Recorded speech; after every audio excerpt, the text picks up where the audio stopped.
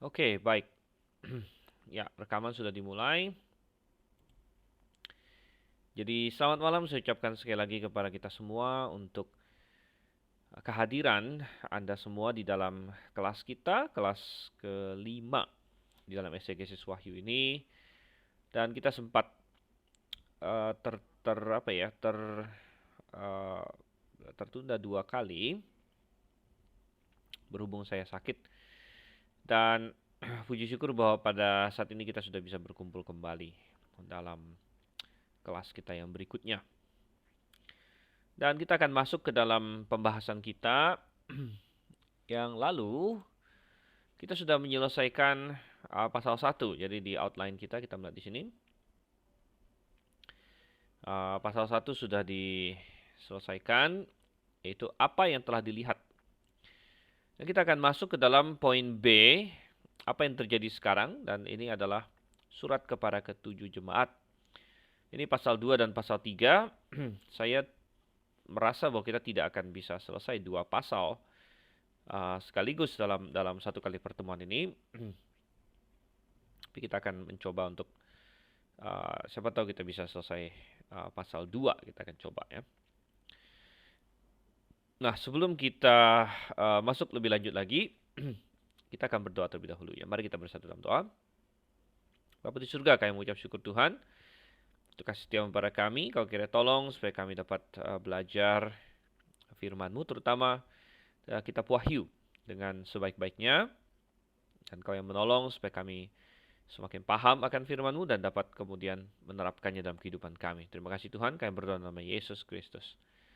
Amin. Oke, mari kita lihat Alkitab kita bersama.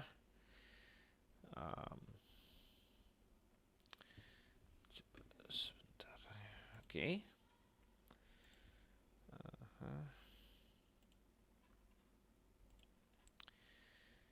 Oke, dan ingat bahwa kitab Wahyu adalah surat kepada 7 jemaat. Dan itu sudah jelas sekali di dalam pasal 1. Di ayat 4 dimulai dikatakan dari Yohanes kepada ketujuh jemaat yang ada di Asia. Jadi surat Wahyu sebenarnya bentuknya adalah surat kepada 7 jemaat. Ya, dan Tuhan memiliki pesan kepada ketujuh jemaat ini. Pesan ini adalah nanti di dalam kita akan lihat ya di pasal 2 kita akan mulai di sini.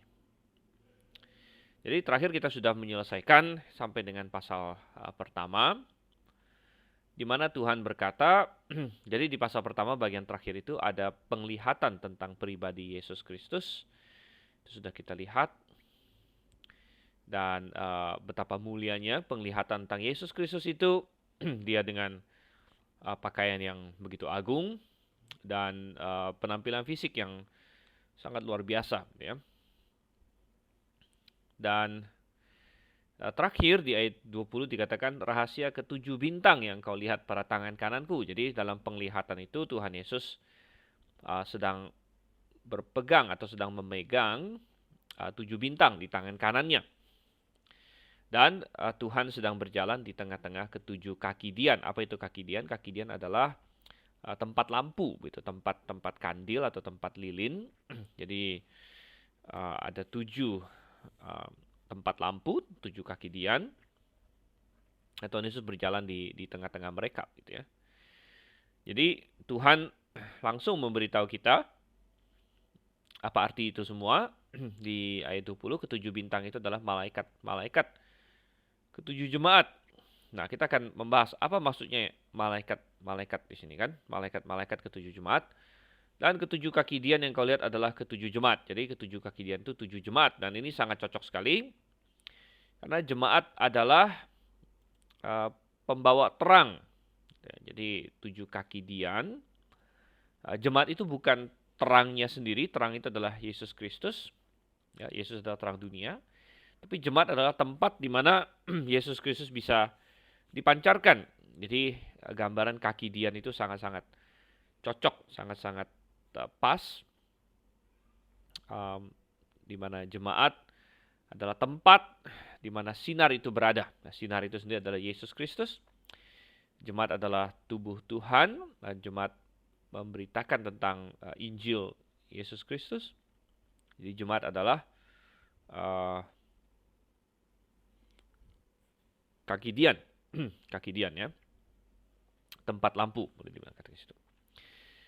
Nah, lalu apa yang dimaksud dengan malaikat di sini? Ketujuh bintang itu adalah malaikat dari ketujuh jemaat. Kata malaikat ini berasal dari kata angelos di sini ya. Angelos dalam bahasa ini saya highlight di sini. Kalau di highlight malah jadi nggak kelihatan ya. Di sini angels, dan biasanya kata angelos mengacu kepada suatu makhluk yang Tuhan ciptakan, makhluk yang bukan manusia ya. Jadi itu biasanya malaikat. Tetapi apa yang dimaksud dengan malaikat di sini? Nah, kita akan lihat ada hubungannya nanti kita masuk ke pasal 2. Nah, di pasal 2 dimulai dengan kata-kata kepada malaikat jemaat di Efesus, tuliskanlah ya. Kepada malaikat jemaat di Efesus. Jadi ini ada hubungan dengan tadi ketujuh bintang itu adalah ketujuh malaikat jemaat di sini. Dan dikatakan kepada malaikat jemaat di Efesus. Dan itu nanti akan diulang-ulang. Nanti misalnya di ayat yang ke-8. Dan kepada malaikat jemaat di Smyrna. Malaikat jemaat di Smyrna. Kemudian nanti akan diulang-ulang lagi pokoknya. Jadi kita melihat di situ 7 malaikat jemaat di sini disebut ya. Oke, jadi kita akan kembali dulu ke sini.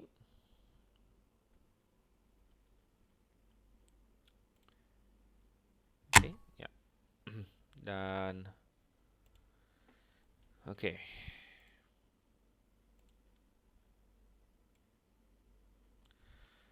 Ini kita tuliskan di sini ya. Malaikat jemaat yang dimaksud dalam Wahyu pasal 1 sampai pasal 3 adalah apa gitu ya. Jadi biasanya malaikat itu adalah ya ini suatu makhluk bukan manusia. Jadi selain manusia, Tuhan ada ciptakan makhluk lain yang punya kesadaran diri sepertinya ya, punya kemampuan untuk bersekutu dengan Tuhan, yaitu malaikat. Ya. Dan malaikat itu disebut sebagai roh yang melayani, walaupun bisa juga mengambil fisik pada waktu-waktu tertentu. Dan ada beberapa malaikat yang kita ketahui namanya, misalnya Gabriel, Mikail, dan lain sebagainya. Ya, tetapi malaikat yang dimaksud dalam Wahyu 1 ayat Wahyu pasal 1 sampai pasal 3 bukan malaikat dalam pengertian itu, melainkan yang dimaksud adalah manusia. Ya, adalah manusia. Bahkan lebih spesifik lagi, coba kita lihat kenapa manusia pertama-tama ya. Kenapa manusia? Ya, karena tuliskanlah kepada malaikat jemaat di Efesus begitu. Jadi Rasul Yohanes menulis surat Wahyu ini dikirim kepada malaikat jemaat di Efesus. Nah, kalau malaikat ini maksud adalah malaikat yang tidak kelihatan itu, malaikat yang roh, yang adalah malaikat, maka bagaimana caranya mengirim surat kepada malaikat, gitu kan? Alamatnya di mana? Bagaimana tukang pos bisa sampai? Atau kalaupun pada waktu itu tidak ada pos, ya karena waktu itu mengandalkan orang berperjalanan. Dan contohnya surat Roma, waktu Paulus tulis, dia titip kepada seorang wanita namanya Febe. Febe kebetulan mau pergi ke Roma, jadi dia titip suratnya ke Roma. Ya, kemudian waktu Paulus menulis surat Kolose misalnya, dia titip juga kepada Onesimus misalnya. Jadi karena waktu itu belum ada pos, tapi entah itu mau pakai pos, entah itu mau pakai titip orang, bagaimana mereka bisa menyampaikan surat kepada malaikat, kalau yang dimaksud dengan malaikat di sini adalah makhluk yang bukan manusia itu, ya, makhluk yang kita kita biasa sebut malaikat gitu. Biasa kita sebut malaikat, tapi di sini penggunaan malaikat ini sedikit berbeda di sini, ya. Jadi ini adalah manusia. Nah, kenapa manusia ini disebut malaikat? Ya, karena kata angelos sebenarnya itu punya arti dasar, ya. Arti dasarnya adalah, ya, kita bilang angelos dalam bahasa Yunani atau malak di dalam bahasa Ibrani. Arti dasarnya adalah messenger. Apa itu messenger? Pembawa berita atau pembawa kabar, gitu ya. Jadi ini adalah arti dasar dari kata angelos di sini. Dan kita bisa melihat beberapa ayat yang mengacu kepada itu. Ya, coba saya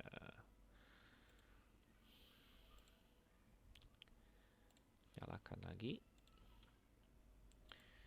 Misalnya di dalam Matius, ya, ini saya karena kita sudah lari dari Wahyu, jadi kita pakai Alkitab bahasa Indonesia biasa. Matius 11 ayat 10.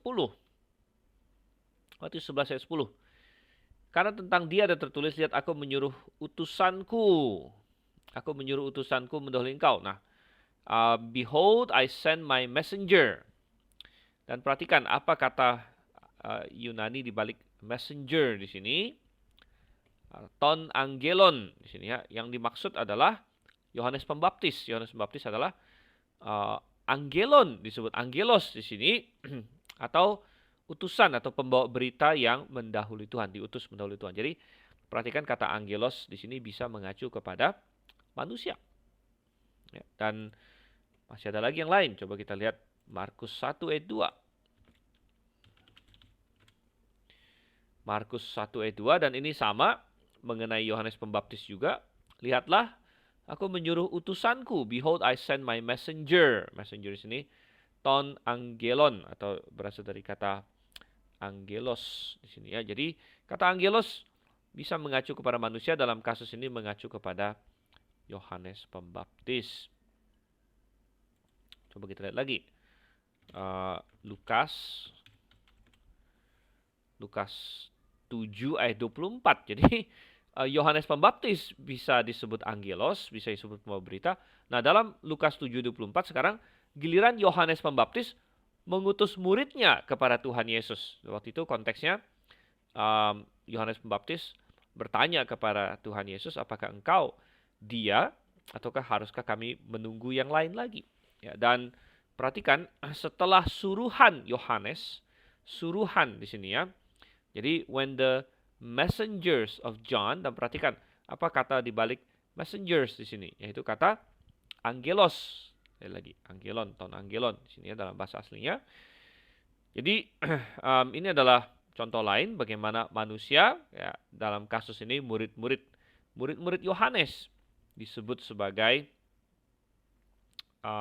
angelos di sini. Oke, kemudian masih di Lukas 9 ayatnya yang ke-52.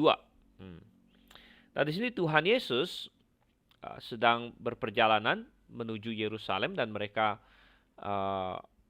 akan melewati wilayah Samaria, dan Tuhan Yesus mengutus apa?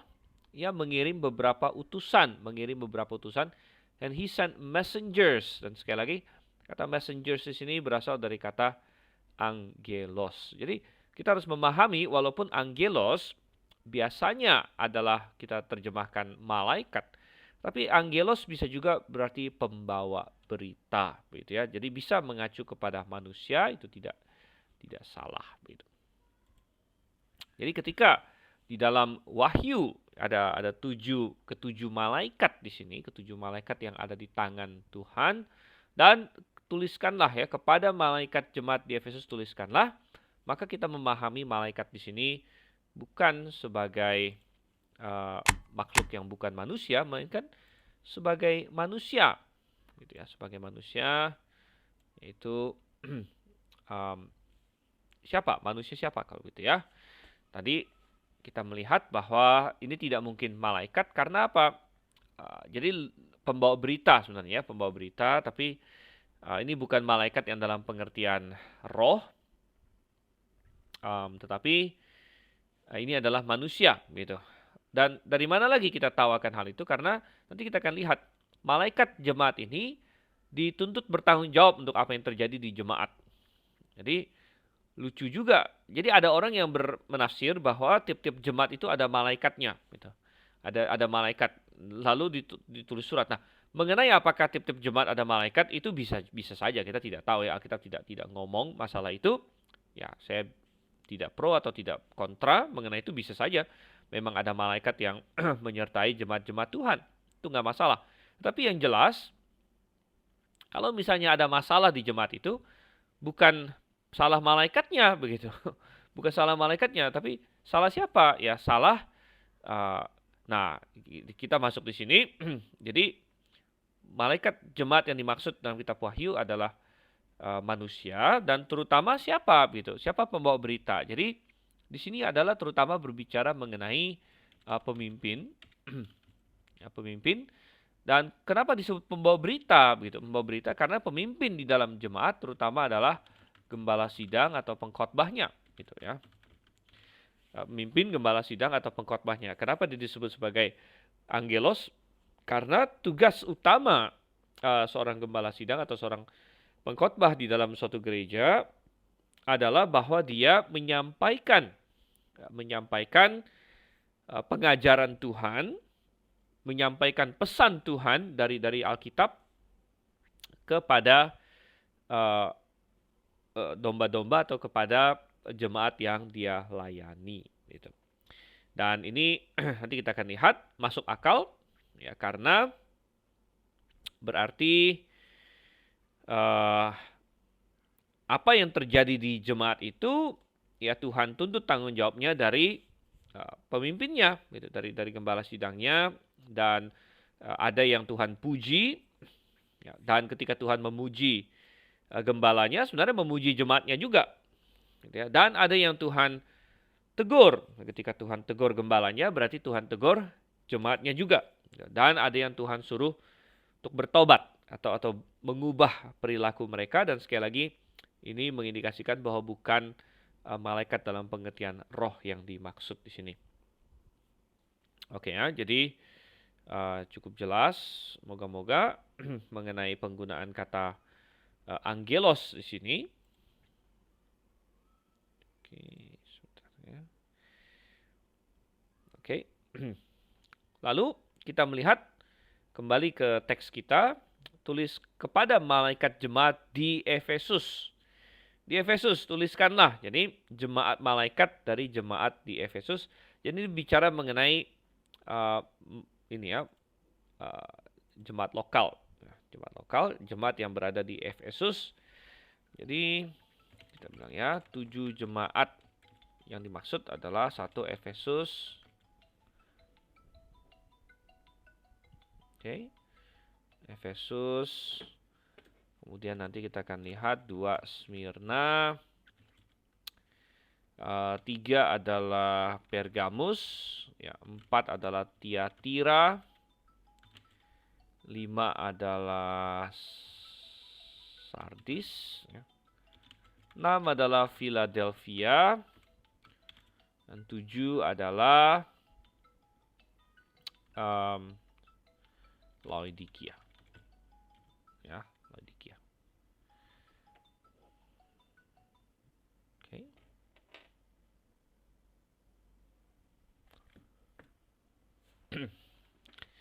Dan oke, coba saya ada gambar nggak? Ya.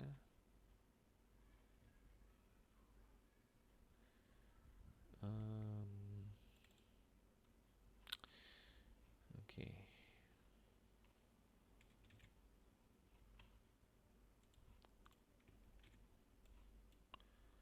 Baik, coba saya cari gambarnya dulu.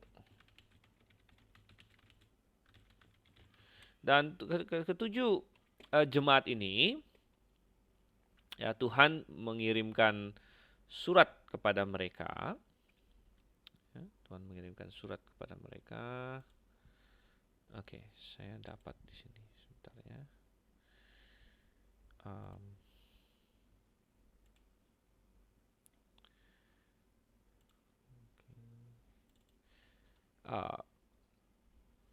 Banyak orang yang menafsir macam-macam mengenai ketujuh jemaat ini. Ya, menafsir macam-macam. Tetapi ingat, prinsip kita adalah kita menerima apa adanya. Ya, menerima apa adanya. Jadi ketujuh jemaat ini adalah benar-benar 7 jemaat begitu. 7 jemaat dan beberapa jemaat di sini ada disebut di bagian lain firman Tuhan. Misalnya jemaat di Efesus. Jemaat di Efesus kita tahu memang ada jemaat di Efesus. Gitu. Dan jemaat di Efesus didirikan oleh siapa? Bahkan kita tahu yaitu oleh Paulus. Itu tercatat di dalam Kisah Para Rasul. Bahkan Paulus ada menulis surat kepada jemaat itu yaitu surat Efesus. Kan? Jadi semua ini kita ketahui. Ya, semua ini kita ketahui. Laodikia, jemaat Laodikia juga ada disebut di dalam surat Kolose. Oke, yang lain mungkin kita tidak temukan di bagian, tapi kita tidak perlu meragukan bahwa memang ada jemaat-jemaat di kota-kota ini. Ya, jadi coba kita lihat. Saya akan kasih sedikit ini gambar peta. Dan ya, ini adalah gambaran peta dan kalian bisa melihat juga peta di balik Alkitab kalau mau. Ini adalah di daerah Turki sekarang, secara modern. Ya. Ada Efesus, Smyrna, Pergamus, Tiatira, Sardis, Philadelphia, dan Laodikia. Ya. Nah, kembali lagi ke sini. Jadi kita melihat, tuliskanlah kepada 7 jemaat. Dan fakta bahwa Tuhan menulis kepada 7 jemaat, ya ini memberikan kita suatu pelajaran yang sangat berharga, terutama mengenai doktrin gereja. Ya. Pengajaran yang berharga mengenai doktrin gereja. Apa itu? Ya, nomor 1, bahwa tidak ada gereja pusat pada waktu itu. Tidak ada gereja pusat. Jadi Tuhan tidak menulis kepada gereja di Roma ya, yang belakangan ya, akan meninggikan diri seolah dia adalah pusat ya, dari semua gereja. Tuhan tidak menulis kepada gereja di Roma. Jadi ini sangat menarik sekali.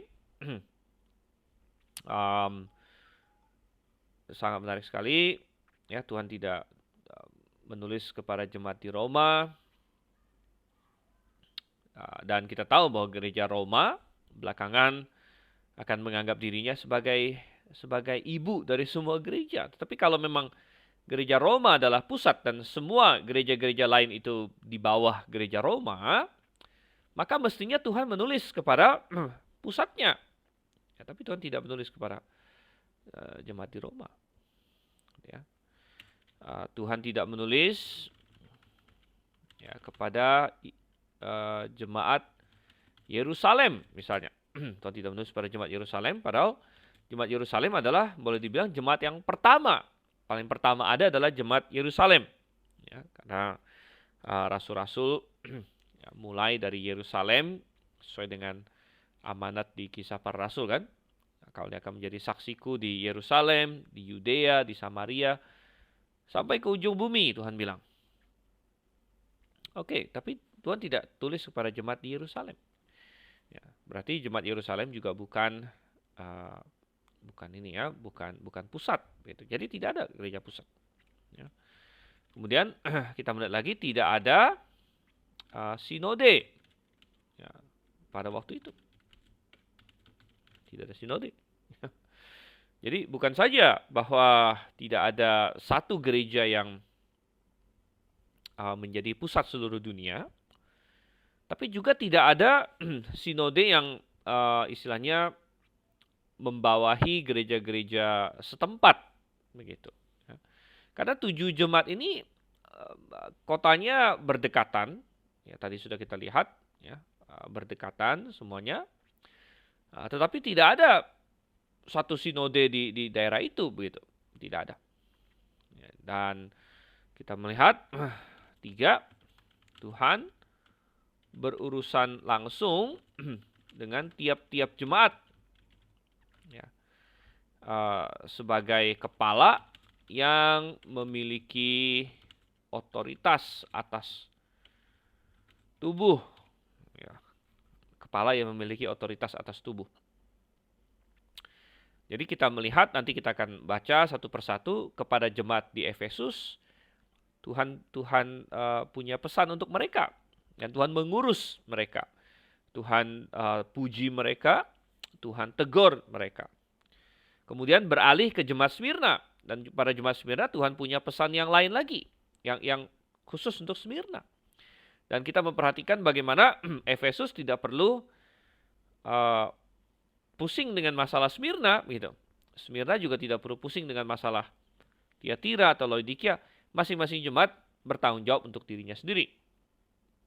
Nah, ini tidak berarti bahwa sesama jemaat tidak boleh saling tolong-menolong. Itu jelas boleh, ya. Kalau kita baca di Kisah Para Rasul dan di surat-surat, misalnya Paulus keliling di dalam perjalanan misinya, menggalang dana untuk membantu orang-orang kudus di Yerusalem, membantu jemaat Yerusalem yang sedang ditimpa kelaparan.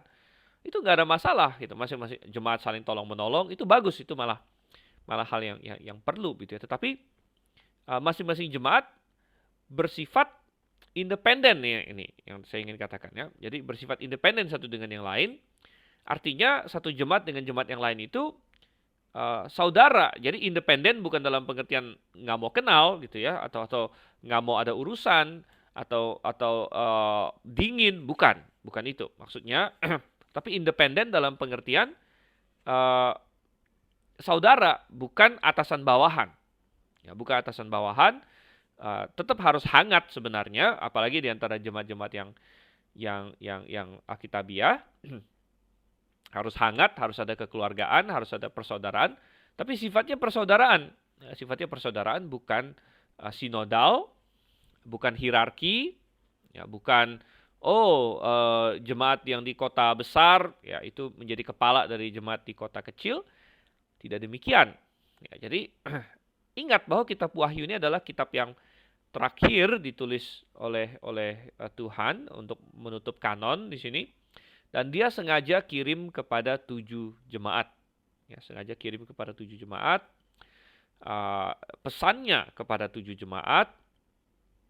Sehingga kita melihat di situ bahwa sangat tegas, ya, memberitahu kita jemaat yang Alkitabiah itu seperti apa. Sistem jemaat yang Alkitabiah. Jadi itu seperti apa. Karena hari ini gereja Katolik misalnya. Gereja Katolik, ya, mereka punya pusat di Roma. Nah, itu tidak kita dapatkan di kitab Wahyu. Ya, kemudian gereja Protestan banyak yang punya sinode. Ya, mereka punya sinode. Jadi ada sinode misalnya di mana begitu dia mengontrol yang di bawahnya. Ya, tapi kita tidak dapatkan itu juga dalam kitab Wahyu. Gitu, ya. Ya, jadi kita melihat Tuhan berurusan langsung dengan tiap-tiap jemaat sebagai kepala yang memiliki otoritas atas tubuh, ya. Oke. Beberapa pertanyaan di sini, ya. Pertama dari Gembala Supri, kata angelos bisa diterjemahkan malaikat dan bisa juga berarti pembawa berita. Dan secara konteks kitab Wahyu 2 mengacu ini, ya, kepada pembawa berita. Maksud saya, apakah bisa dalam terjemahan kitab Wahyu 2 langsung terjemahkan?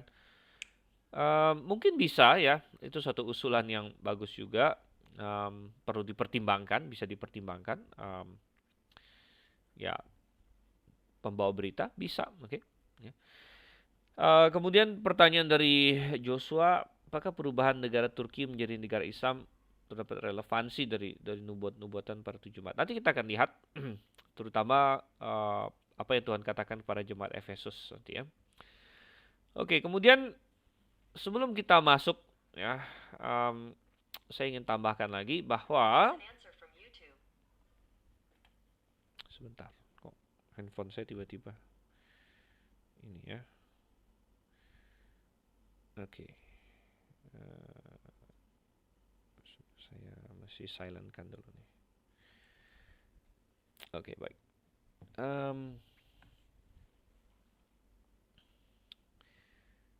Nah, saya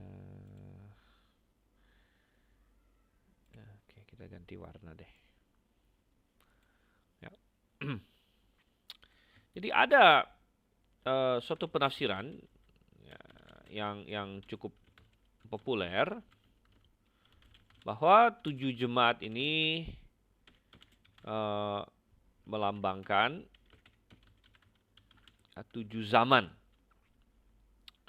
tujuh pembagian, tujuh era dalam zaman gereja. Nah, ginilah.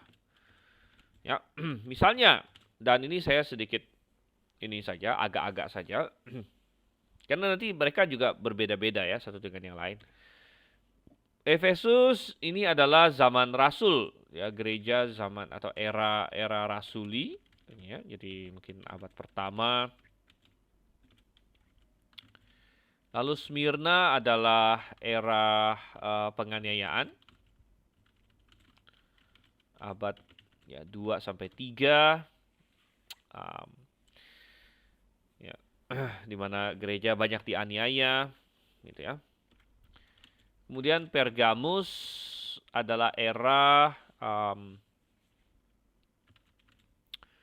ya kadang-kadang mereka bilang ini era ini ya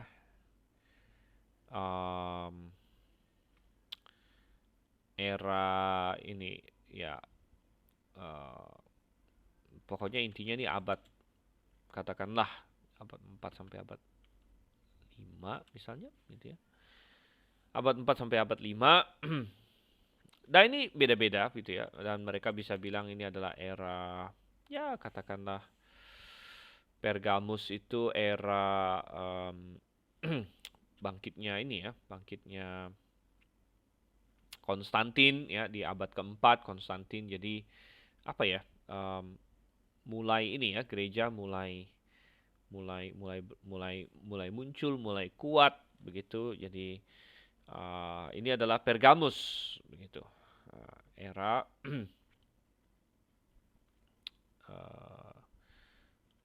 ini ya era mereka nggak akan bilang penggabungan gereja dengan negara, tapi mereka akan bilang misalnya ini ya ya apapun lah nama yang mereka kasih di situ misalnya. Kemudian misalnya lagi ada Tiatira. Tiatira ini ya adalah bangkitnya ini ya atau berkuasanya Katolik. Ya katakanlah ini abad 6 sampai ya mungkin 10 ya ini saya juga agak-agak aja gitu ya. Karena tiap-tiap orang bisa beda-beda pembagiannya di sini. Lalu kemudian Sardis. Nah, Sardis ini rusaknya ya Katolik ya misalnya dari abad 11 sampai 15 sampai puncaknya kan melakukan ini ya apa jual surat pengampunan dosa dan lain sebagainya. Ya, kemudian nanti ada Philadelphia. Nah, ini adalah ini ya reformasi dan misi. Ya, ini dianggap bagus ya abad 16 sampai ya 19 misalnya. Dan Laodikia dianggap sebagai zaman ya katakanlah gereja akhir zaman yang suam-suam kuku. Ini abad 20 sampai seterusnya misalnya.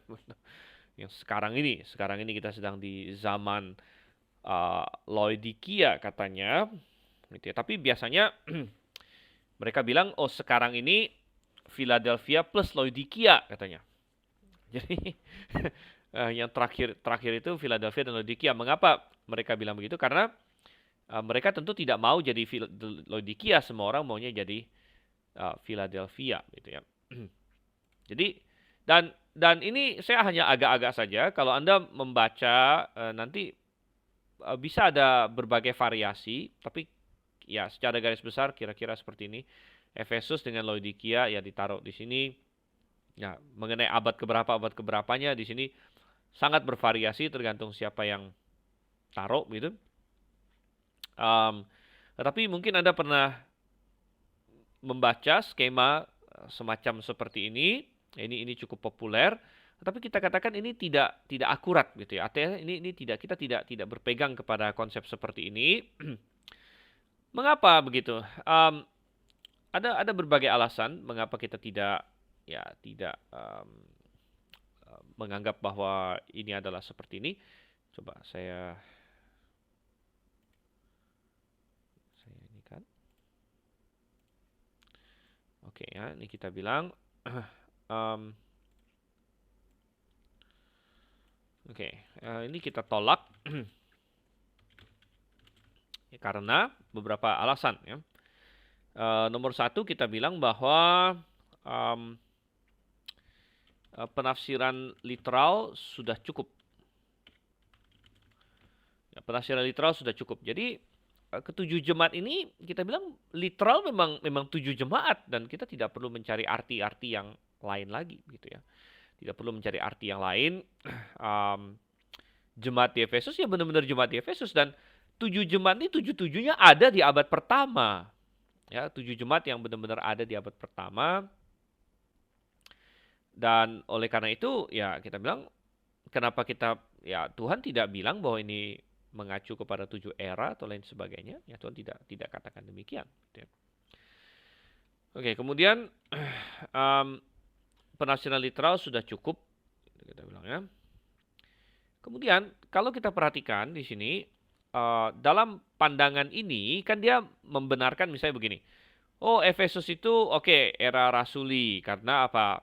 Wah, masih semangat. Kemudian tapi terakhir-terakhir mulai meninggalkan kasih mula-mula.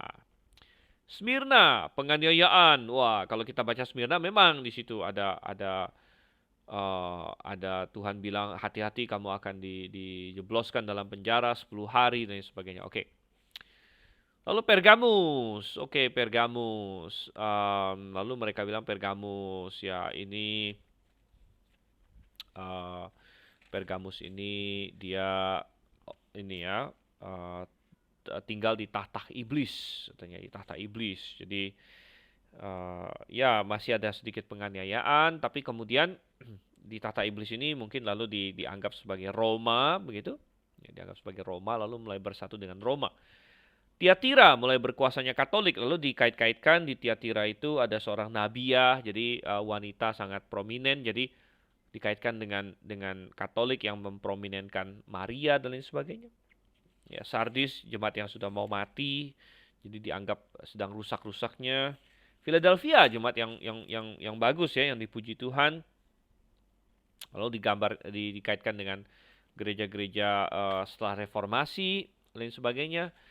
Lalu Laodikia gereja akhir yang som-som. Namun kita melihat di sini ini cocok logi gitu. Cocok logi. Jadi banyak yang nggak cocok juga gitu. Jadi yang ada bisa dicocok-cocokkan, semuanya cocok logi. Dan kita bilang bahwa lebih fatalnya lagi adalah dia membuat ya gereja-gereja sesat menjadi gereja Tuhan gitu. Misalnya mereka dalam pandangan ini ya Katolik yang berkuasa dari abad 5 sampai abad 15 itu dianggap sebagai gereja Tuhan. Ya, dianggap sebagai gereja Tuhan. Padahal di era itu ada banyak gereja-gereja bawah tanah yang adalah gereja Tuhan yang sesungguhnya seperti kaum Waldensis, ya kaum Bogomil dan sebagainya dan kalau Tuhan ingin berbicara mengenai jemaat di era-era tertentu, ya mestinya Tuhan bicara mengenai ya Waldensis dan Bogomil dan lain sebagainya, bukan bicara mengenai Katolik gitu. Karena Katolik bukan gereja Tuhan. Oke, jadi membuat gereja-gereja sesat menjadi gereja Tuhan. Kemudian kita bilang menghilangkan ya iminensi kedatangan Tuhan ya, karena kalau kita baca di dalam surat-surat, baik surat Paulus, surat Petrus, semuanya mereka semua menantikan kedatangan Tuhan. Bahkan Paulus sendiri kalau Anda baca di 1 Tesalonika berpendapat bahwa kita yang masih tinggal katanya ya. Jadi orang-orang yang sudah mati akan diangkat duluan, kemudian kita yang masih tinggal. Paulus menambahkan dirinya, berarti waktu itu Paulus merasa bahwa bisa saja Tuhan datang dalam masa hidup dia. Jadi itu selalu adalah suatu doktrin yang kita sebut doktrin iminensi. Doktrin iminensi atau artinya Tuhan bisa datang kapan saja gitu ya. Tapi kalau misalnya Tuhan lalu menubuatkan atau memberitahu melalui kitab Wahyu ini bahwa akan ada 7 era sebelum masa gereja selesai, maka menjadi jelas bahwa orang yang hidup di eranya Efesus atau era Smyrna atau era Pergamus, bahwa Tuhan tidak mungkin datang pada masa mereka gitu. Ya, masih ada banyak era lain yang harus dilalui. Jadi menghilangkan iminensi kedatangan Tuhan Yesus. Dan yang keempat adalah adanya variasi besar dari skema ini. Dan sekali lagi, ini skema yang saya kasih, yang saya tulis di sini adalah agak-agak aja. Kalau Anda membaca bukunya siapa yang memegang ini, dia akan punya skema dia sendiri. Tapi kalau Anda baca buku yang lain lagi, yang percaya begini juga, tapi skema dia bisa berbeda begitu. Ada yang baginya abad kesekian sampai sekian, ada yang baginya abad sekian sampai sekian, dan semuanya bervariasi. Karena kenapa? Karena memang cocok logi sifatnya, cocok logi.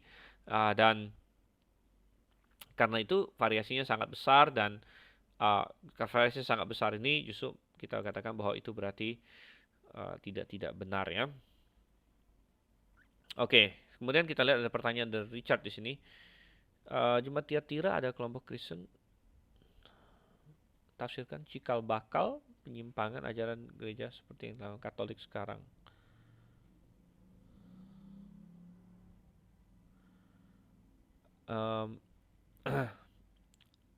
Apakah ada unsur penyimpangan papalisme di salah satu atau dua jemaat lokal? Bisa saja, nanti kita akan lihat. Kita bisa lihat nanti ya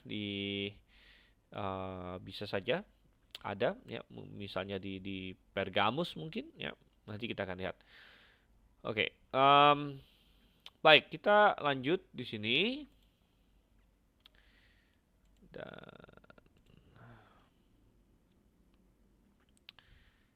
Oke. Sebentar.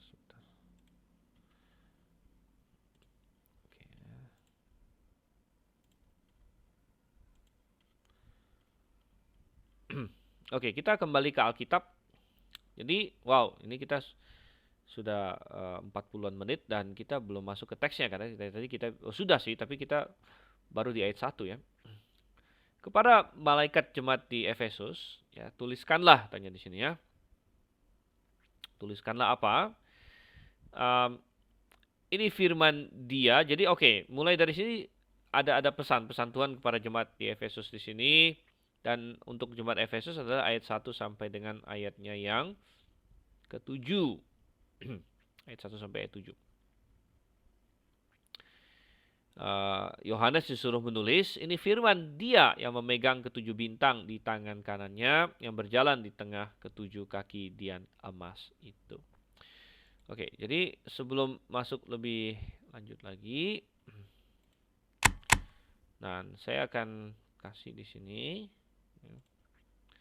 bahwa pesan Tuhan kepada ketujuh jemaat mengikuti ya pola yang pasti ya, atau yang berulang ya, sebagai berikut. Jadi kita bisa jadikan 7P. 7P itu apa saja? Ya, satu ya. Pertama dia memulai dengan sebentar.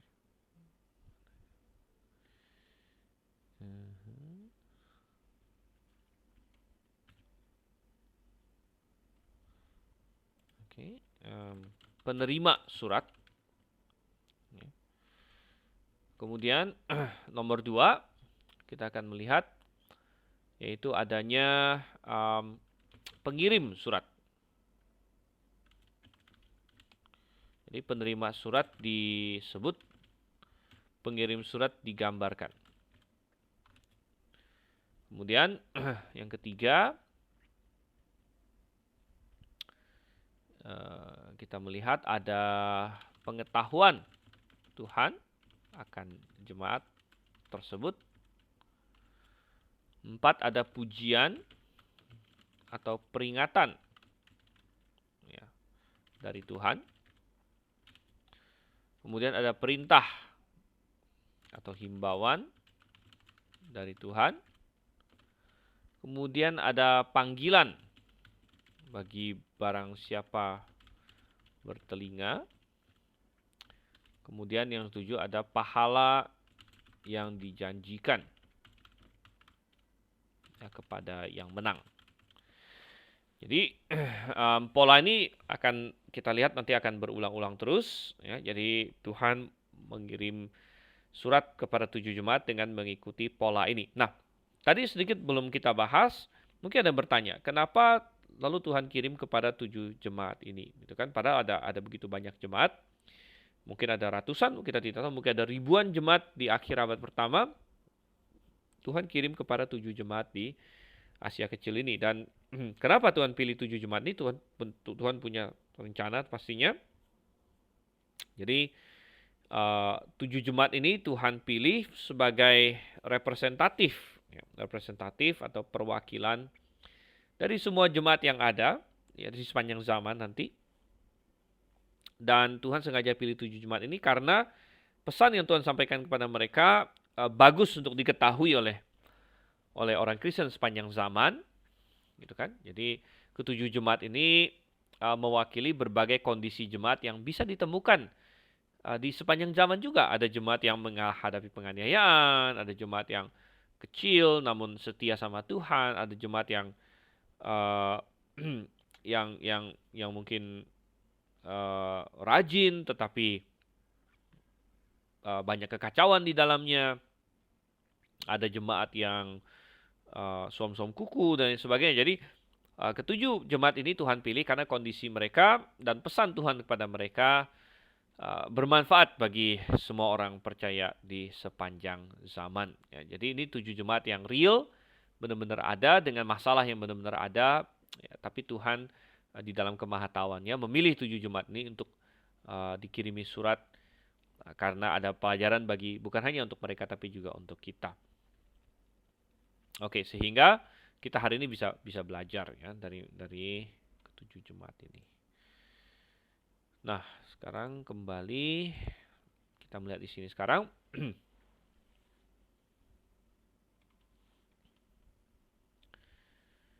Oke, jadi pertama adalah tadi P pertama adalah penerima surat. Nah, penerima surat ini sudah di ayat 1 kepada malaikat atau pemberita bawa berita ya, jemaat di Efesus. Di Efesus, jadi alamat penerimanya adalah Efesus. Tuliskanlah. Kemudian P kedua apa? Pengirim surat digambarkan. Ini firman Dia yang memegang ketujuh bintang. Jadi selalu adalah Tuhan Yesus. Dan dia selalu mengacu kembali ke gambaran Tuhan Yesus di pasal 1 gitu. Jadi ingat di pasal 1 mulai dari ayat 12 dan seterusnya Rasul Yohanes berpaling dan melihat penglihatan Tuhan Yesus. Dan penglihatan ini banyak ya, ada macam-macam yang dilihat. Tetapi kepada masing-masing jemaat Tuhan menggarisbawahi atau menekankan satu aspek dari dirinya. Ya, dan aspek yang ditekankan itu ada hubungannya dengan pesan Tuhan atau keperluan dari jemaat itu.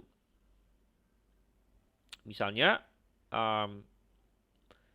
ya kalau di pasal 1 Tuhan Yesus disebut di ayat 13, ayat 12, aku melihat 7 kaki dian dari emas, ini kan jemaat ya, kaki dian adalah jemaat. Dan di tengah-tengah ketujuh kaki dian itu ada seorang yang serupa dengan putra manusia. Jadi Tuhan Yesus ada di tengah-tengah ketujuh kaki dian itu. Dan kemudian di ayat yang ke-16, dan ia memiliki di tangan kanannya 7 bintang. Gitu. Oke, jadi semua ini dirangkumkan di pasal 2 ayat 1. Ini firman Dia yang memegang ketujuh bintang di tangan kanannya dan berjalan di tengah ketujuh kaki dian emas itu. Nah, ini adalah suatu penekanan. Jadi kepada jemaat Efesus Tuhan menekankan apa? Menekankan bahwa Dialah yang berada di tengah ketujuh kaki dian emas. Tuhan ada di tengah-tengah jemaatnya. Ya, Tuhan ada di tengah-tengah jemaatnya. Dan ini ada hubungan dengan apa yang Tuhan Yesus katakan di dalam Matius, katakanlah Matius 18. Dan ini mengenai disiplin jemaat. Jika ia tidak mau mendengarkan mereka, sampaikanlah soalnya kepada jemaat. Kalau ada orang yang sudah ditegur oleh saudaranya tidak mau bertobat, sampaikan kepada jemaat. Jika ia tidak mau juga mendengarkan jemaat, ini disiplin jemaat. Pandanglah dia sebagai seorang yang tidak mengenal Allah atau seorang pemungut cukai. Aku berkata padamu, sesungguhnya apa yang kamu ikat di dunia ini akan terikat di sorga, apa yang kamu lepaskan di dunia ini akan terlepas di sorga. Dan lagi aku berkata padamu, jika dua orang daripadamu di dunia ini sepakat minta apapun, permintaan mereka akan dikabulkan oleh Bapakku yang di sorga. Sebab di mana 2 atau 3 orang berkumpul dalam nama aku, di situ aku ada di tengah-tengah mereka. Jadi ayat 20 ini, sebab di mana 2 atau 3 orang berkumpul dalam nama aku, di situ aku ada di tengah-tengah mereka. Di sini sebenarnya konteksnya adalah mengenai jemaat, saudara kasih Tuhan. Jadi konteksnya bahkan adalah disiplin jemaat, gitu. Disiplin jemaat. Jadi betapa pentingnya ya jemaat di hadapan Tuhan. Dan oleh karena itu jemaat juga berkumpul di sini ya, sebab di mana 2 atau 3 orang berkumpul dalam namaku, gitu. Di situ aku ada di tengah-tengah mereka. Dan kita tahu bahwa Tuhan itu kan maha hadir, ya. Tetapi ketika jemaat berkumpul, ada semacam penyertaan spesial dari Tuhan, ya, suatu penyertaan eklesiologis, ya. Dan itu yang Tuhan Yesus katakan bahwa Dia berjalan di tengah ketujuh kaki dian emas itu. Dia ada beserta dengan jemaat-jemaatnya, ya, dan Dia memegang ketujuh bintang itu di tangan kanannya. Jadi tadi ketujuh bintang ini siapa? Ketujuh bintang ini adalah gembalanya, 7 malaikat itu, ya, gembalanya. Dan ini firman Dia yang memegang ketujuh bintang, ya. Dan kita melihat di sini ini mengindikasikan apa? Ini mengindikasikan Tuhan ingin menekankan bahwa betapa amannya, tetapi juga memperingatkan bahwa kamu ada dalam kuasaku. Jadi memperingatkan, ya, ini adalah suatu penghiburan sekaligus peringatan. Penghiburan bahwa Tuhan ada di tengah-tengah mereka, menyertai mereka, memegang mereka. Tetapi ini juga merupakan suatu peringatan, karena nanti kita akan lihat di ayatnya yang ke ayat 5 gitu ya. Tuhan suruh mereka bertobat di sini. Seandainya tidak demikian, aku akan segera datang kepadamu, aku akan memindahkan kaki dianmu dari tempatnya jika engkau tidak bertobat.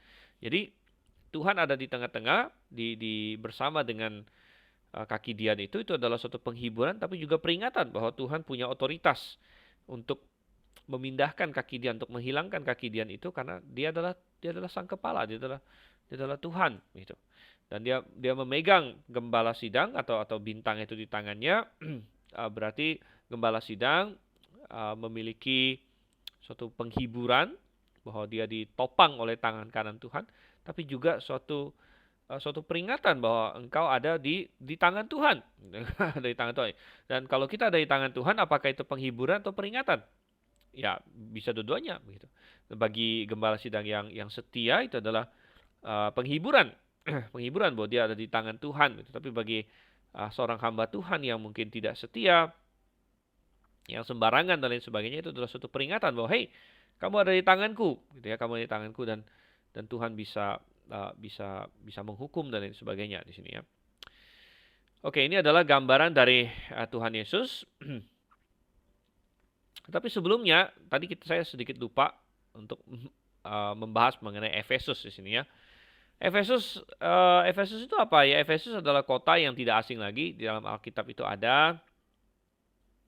Dan jemaat di Efesus didirikan oleh Paulus. Kalau kita baca di Kisah Para Rasul, Dan tidak lama setelah Paulus mendirikan jemaat Efesus, lalu dia tinggalkan dan akhirnya sepertinya digembalakan oleh Aquila dan Priscilla, ya. Yang kita membaca ada jemaat di rumah mereka dan lain sebagainya. Belakangan Paulus akhirnya balik lagi ke Efesus dalam perjalanan misi ketiga.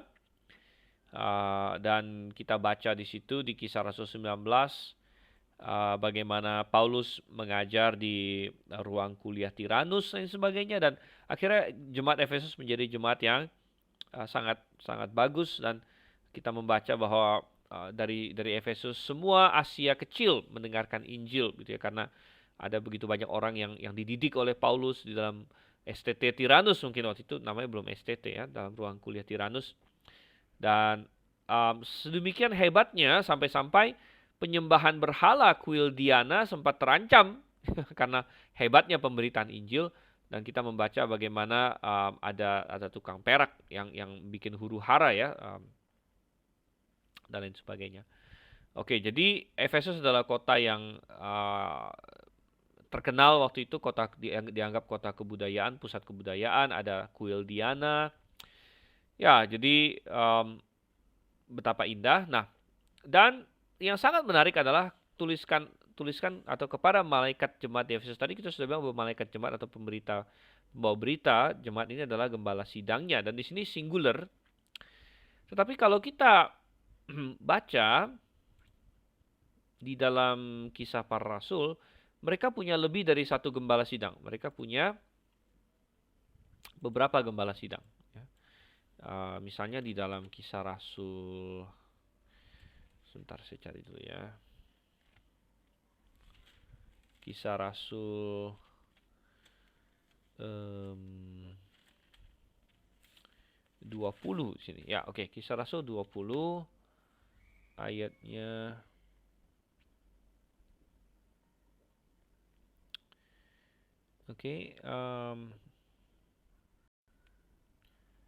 ayat 17 misalnya.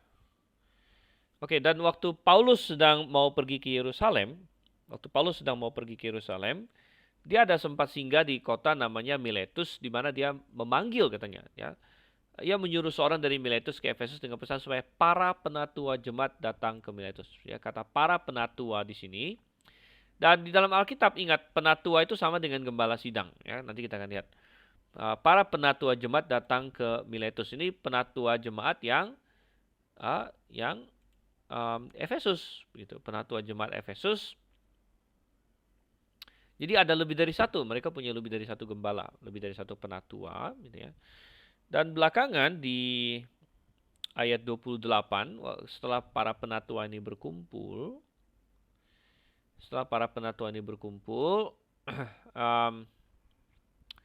di ayat 28 Paulus bilang sama mereka, karena itu jagalah dirimu dan jagalah seluruh kawanan, karena kamulah yang ditetapkan Roh Kudus menjadi penilik. Nah, jadi penatua dengan penilik itu rupanya sama, gitu ya, untuk menggembalakan. Dan rupanya gembala juga. Jadi penatua, penilik, dan gembala itu adalah istilah yang berbeda untuk satu jabatan yang sama. Sebenarnya orangnya sama di sini. Ya, jadi tapi intinya adalah bahwa jemaat Efesus mereka punya lebih dari satu penatua atau lebih dari satu gembala waktu itu. Tetapi yang menarik adalah ini di zamannya Paulus ya, dan saya tidak bisa membayangkan, mestinya di akhir abad pertama masih sama gitu, masih sama. Tetapi kita melihat bahwa di Wahyu 2 ayat 1, malaikat jemaatnya di sini atau angelosnya ini singular. Ya, singular. Jadi kesimpulannya apa? Kesimpulannya ada lebih dari satu gembala di Efesus, tetapi ada satu gembala yang dianggap paling bertanggung jawab gitu, yang paling bertanggung jawab. Ya mungkin dia dianggap pemimpin utamanya begitu, atau gembala seniornya begitu ya. Jadi ini adalah gambaran yang kita dapatkan di sini. Oke, kemudian ada pertanyaan dari Reinhard di sini. Apakah dari awal Yohanes menulisnya dengan format seperti yang sudah kita baca? Langsung untuk 7 jemaat namun dibuat rangkap 7. Sepertinya begitu, tidak ada alasan untuk mengasumsikan yang lain gitu ya. Oke, jadi ada alamat penerima, kemudian ada gambaran tentang sang pengirim yaitu Yesus Kristus. Dan kita lihat di ayat yang kedua di sini ada pengetahuan Tuhan. Jadi selalu ada penekanan pada pengetahuan Tuhan. Aku tahu pekerjaan-pekerjaanmu. Aku tahu pekerjaan-pekerjaanmu, katanya di sini ya. Dan jerih lelahmu dan ketekunanmu. Jadi satu hal yang selalu Tuhan ingin tekankan kepada jemaat-jemaat dan dia ulang 7 kali adalah dia tahu. Jadi apapun yang terjadi di jemaat, Tuhan tahu. Begitu. Nah sekali lagi, ini penghiburan atau peringatan. Nah kalau misalnya Tuhan bilang sama Anda, aku tahu apa yang kau lakukan. Anda senang atau tidak senang? Begitu. Tergantung Anda melakukan apa. Orang yang melakukan hal-hal yang baik, yang setia sama Tuhan, yang melayani, kalau Tuhan bilang, aku tahu apa yang kamu lakukan, dia akan senang. Dia akan terhibur. Ya, walaupun manusia tidak tahu, Tuhan tahu. Tapi kalau misalnya Anda diam-diam bikin kesalahan, Anda kira orang nggak tahu, Anda menyimpan dalam hatimu hal-hal yang nggak benar, yang orang manusia mungkin nggak tahu, dan Anda intinya pokoknya melakukan hal yang nggak benar lah begitu ya. Dan kalau Tuhan bilang aku tahu, maka itu akan tidak lagi menjadi penghiburan bagi kita, melainkan menjadi suatu peringatan. Ya, menjadi suatu peringatan. Jadi sangat menarik. Tuhan menekankan 7 kali dan tidak ada pengecualian. Tuhan selalu menekankan kepada para jemaat, aku tahu. Aku tahu. Jadi ini menekankan kemahatauan dari Yesus Kristus. Dia tahu sebagai kepala, dia tahu apa yang sedang terjadi di dalam tubuh, gitu ya. Oke. Dan Tuhan bilang, aku tahu pekerjaan-pekerjaanmu, jerih lelahmu dan ketekunanmu. Oke. Nah, kemudian ada pujian di sini, pujian dan peringatan, pujian dan teguran. Ya, jadi Tuhan bilang apa? Dan bahwa engkau tidak dapat sabar terhadap orang-orang jahat. Jadi Tuhan puji ini. Tidak dapat sabar ya, terhadap orang-orang jahat. Dan engkau telah menguji orang-orang yang menyatakan diri sebagai rasul. Tapi yang sebenarnya bukan. Dan engkau telah menemukan mereka sebagai pendusta-pendusta. Jadi sangat menarik bahwa di abad pertama saja sudah ada banyak orang yang mengklaim diri sebagai rasul. Mengklaim diri sebagai rasul. Gitu. Tapi Rasul Yohanes atau Tuhan Yesus di sini menekankan bahwa sebenarnya bukan. Nah, kalau di abad pertama, sementara rasul yang asli masih ada, sudah banyak orang yang mau berpura-pura menjadi rasul palsu, apalagi setelahnya. Ya, setelahnya. Jadi seperti hari ini banyak orang mengklaim diri rasul atau punya karunia kerasulan. Apa itu karunia kerasulan? Karunia kerasulan adalah coba kita buka di dalam 2 Korintus 12 ayat 12. Ya. Segala sesuatu yang membuktikan bahwa aku adalah seorang rasul telah dilakukan di tengah-tengah kamu dengan segala kesabaran oleh tanda-tanda mukjizat-mukjizat dan kuasa-kuasa. Gitu. Jadi kuasa melakukan mukjizat itu adalah tanda kerasulan. Gitu. Jadi Tuhan berikan pada para rasul untuk membuktikan pada semua orang bahwa ini adalah rasul sehingga dia menjadi standar kebenaran pada waktu itu sebelum ada Alkitab. Oke, jadi hal yang bagus mengenai jemaat Efesus adalah mereka adalah jemaat yang secara doktrinal kuat. Ya, secara doktrinal kuat, mereka tidak dapat sabar pada orang jahat, menguji orang-orang yang menyatakan diri sebagai rasul, menemukan mereka pendusta. Oke, jadi ini secara doktrinal tidak gampang disesatkan. Jemaat ini tidak gampang disesatkan dan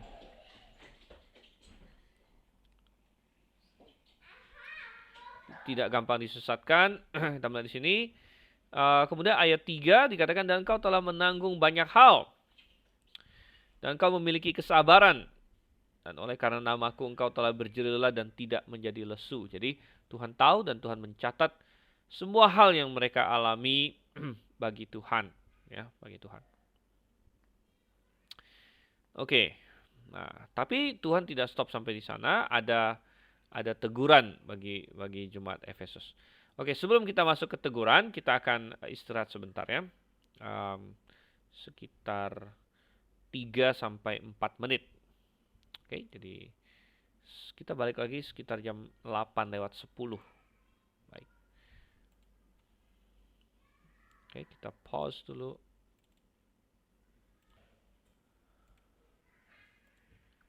Oke, baik. Kita berlanjut lagi.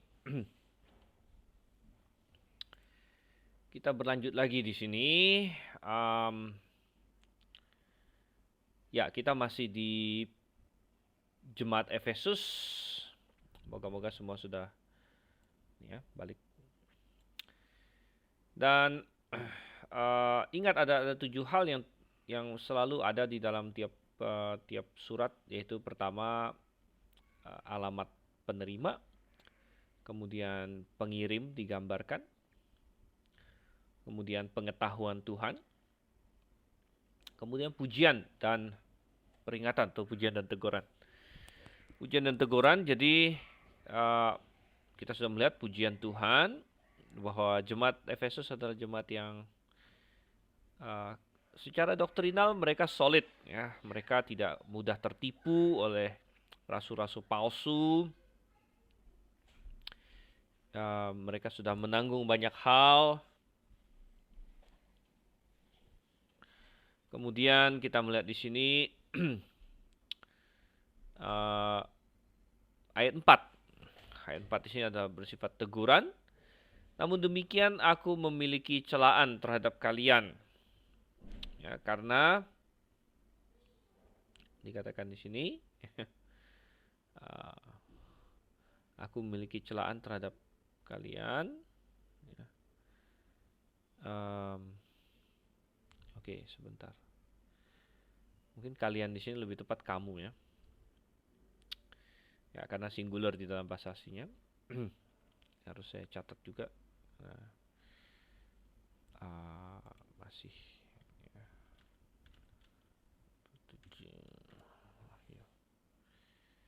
Oke. Ya, kembali lagi. Aku memiliki celaan terhadap kamu atau terhadap engkau gitu ya. Karena engkau telah meninggalkan kasihmu yang mula-mula. Jadi bicara mengenai jemaat ini. Jadi ini adalah celaan bahwa mereka telah meninggalkan kasih yang mula-mula. Wow. Dan Tuhan bilang, oleh karena itu ingatlah dari mana engkau telah jatuh dan bertobatlah. Lakukan pekerjaan-pekerjaan yang mula-mula itu. Jadi meninggalkan kasih yang mula-mula, maksudnya apa saudara kasih Tuhan? Kasih yang mula-mula, kasih yang menggebu-gebu, gitu. Dan konsep kasih yang mula-mula ini ada muncul, misalnya di dalam Yeremia, Yeremia 2, ya, firman Tuhan datang kepadaku bunyinya, pergilah memberitahukan kepada penduduk Yerusalem dengan mengatakan, beginilah firman Tuhan, aku teringat kepada kasihmu pada masa mudamu, kepada cintamu pada waktu engkau menjadi pengantin. Jadi ya, bagi orang yang sudah pernah menikah atau pernah mencintai, misalnya ya, mencintai pasangan dan lain sebagainya, mungkin bisa sedikit paham bahwa ada saat-saatnya di mana kasih itu menggebu-gebu, begitu, menggebu-gebu. Tuhan ibaratkan di sini cintamu pada waktu engkau menjadi pengantin. Bagaimana engkau mengikuti aku di padang gurun di negeri yang tiada tetaburannya. Jadi ini menggambarkan kasih yang indah kepada Tuhan, gitu ya. Dan bahwa mereka telah meninggalkan kasih yang mula-mula itu suatu hal yang sangat berbahaya, sangat berbahaya. Ya. Coba saya bukakan lagi surat Efesus. Surat Efesus, dan ini ditulis, surat Efesus ini ditulis sekitar tahun 50-an Masehi, sedangkan surat Wahyu ditulis tahun 90-an. Jadi berjarak sekitar 40 tahun. 40 tahun sebelum Tuhan mencela mereka mengenai meninggalkan kasih mula-mula, Paulus di sini Efesus 1 ayat 15 berkata, "Karena itu setelah aku mendengar tentang imanmu dalam Tuhan Yesus dan tentang kasihmu terhadap semua orang kudus." Jadi jemaat Efesus terkenal akan kasih mereka di tahun 50-an.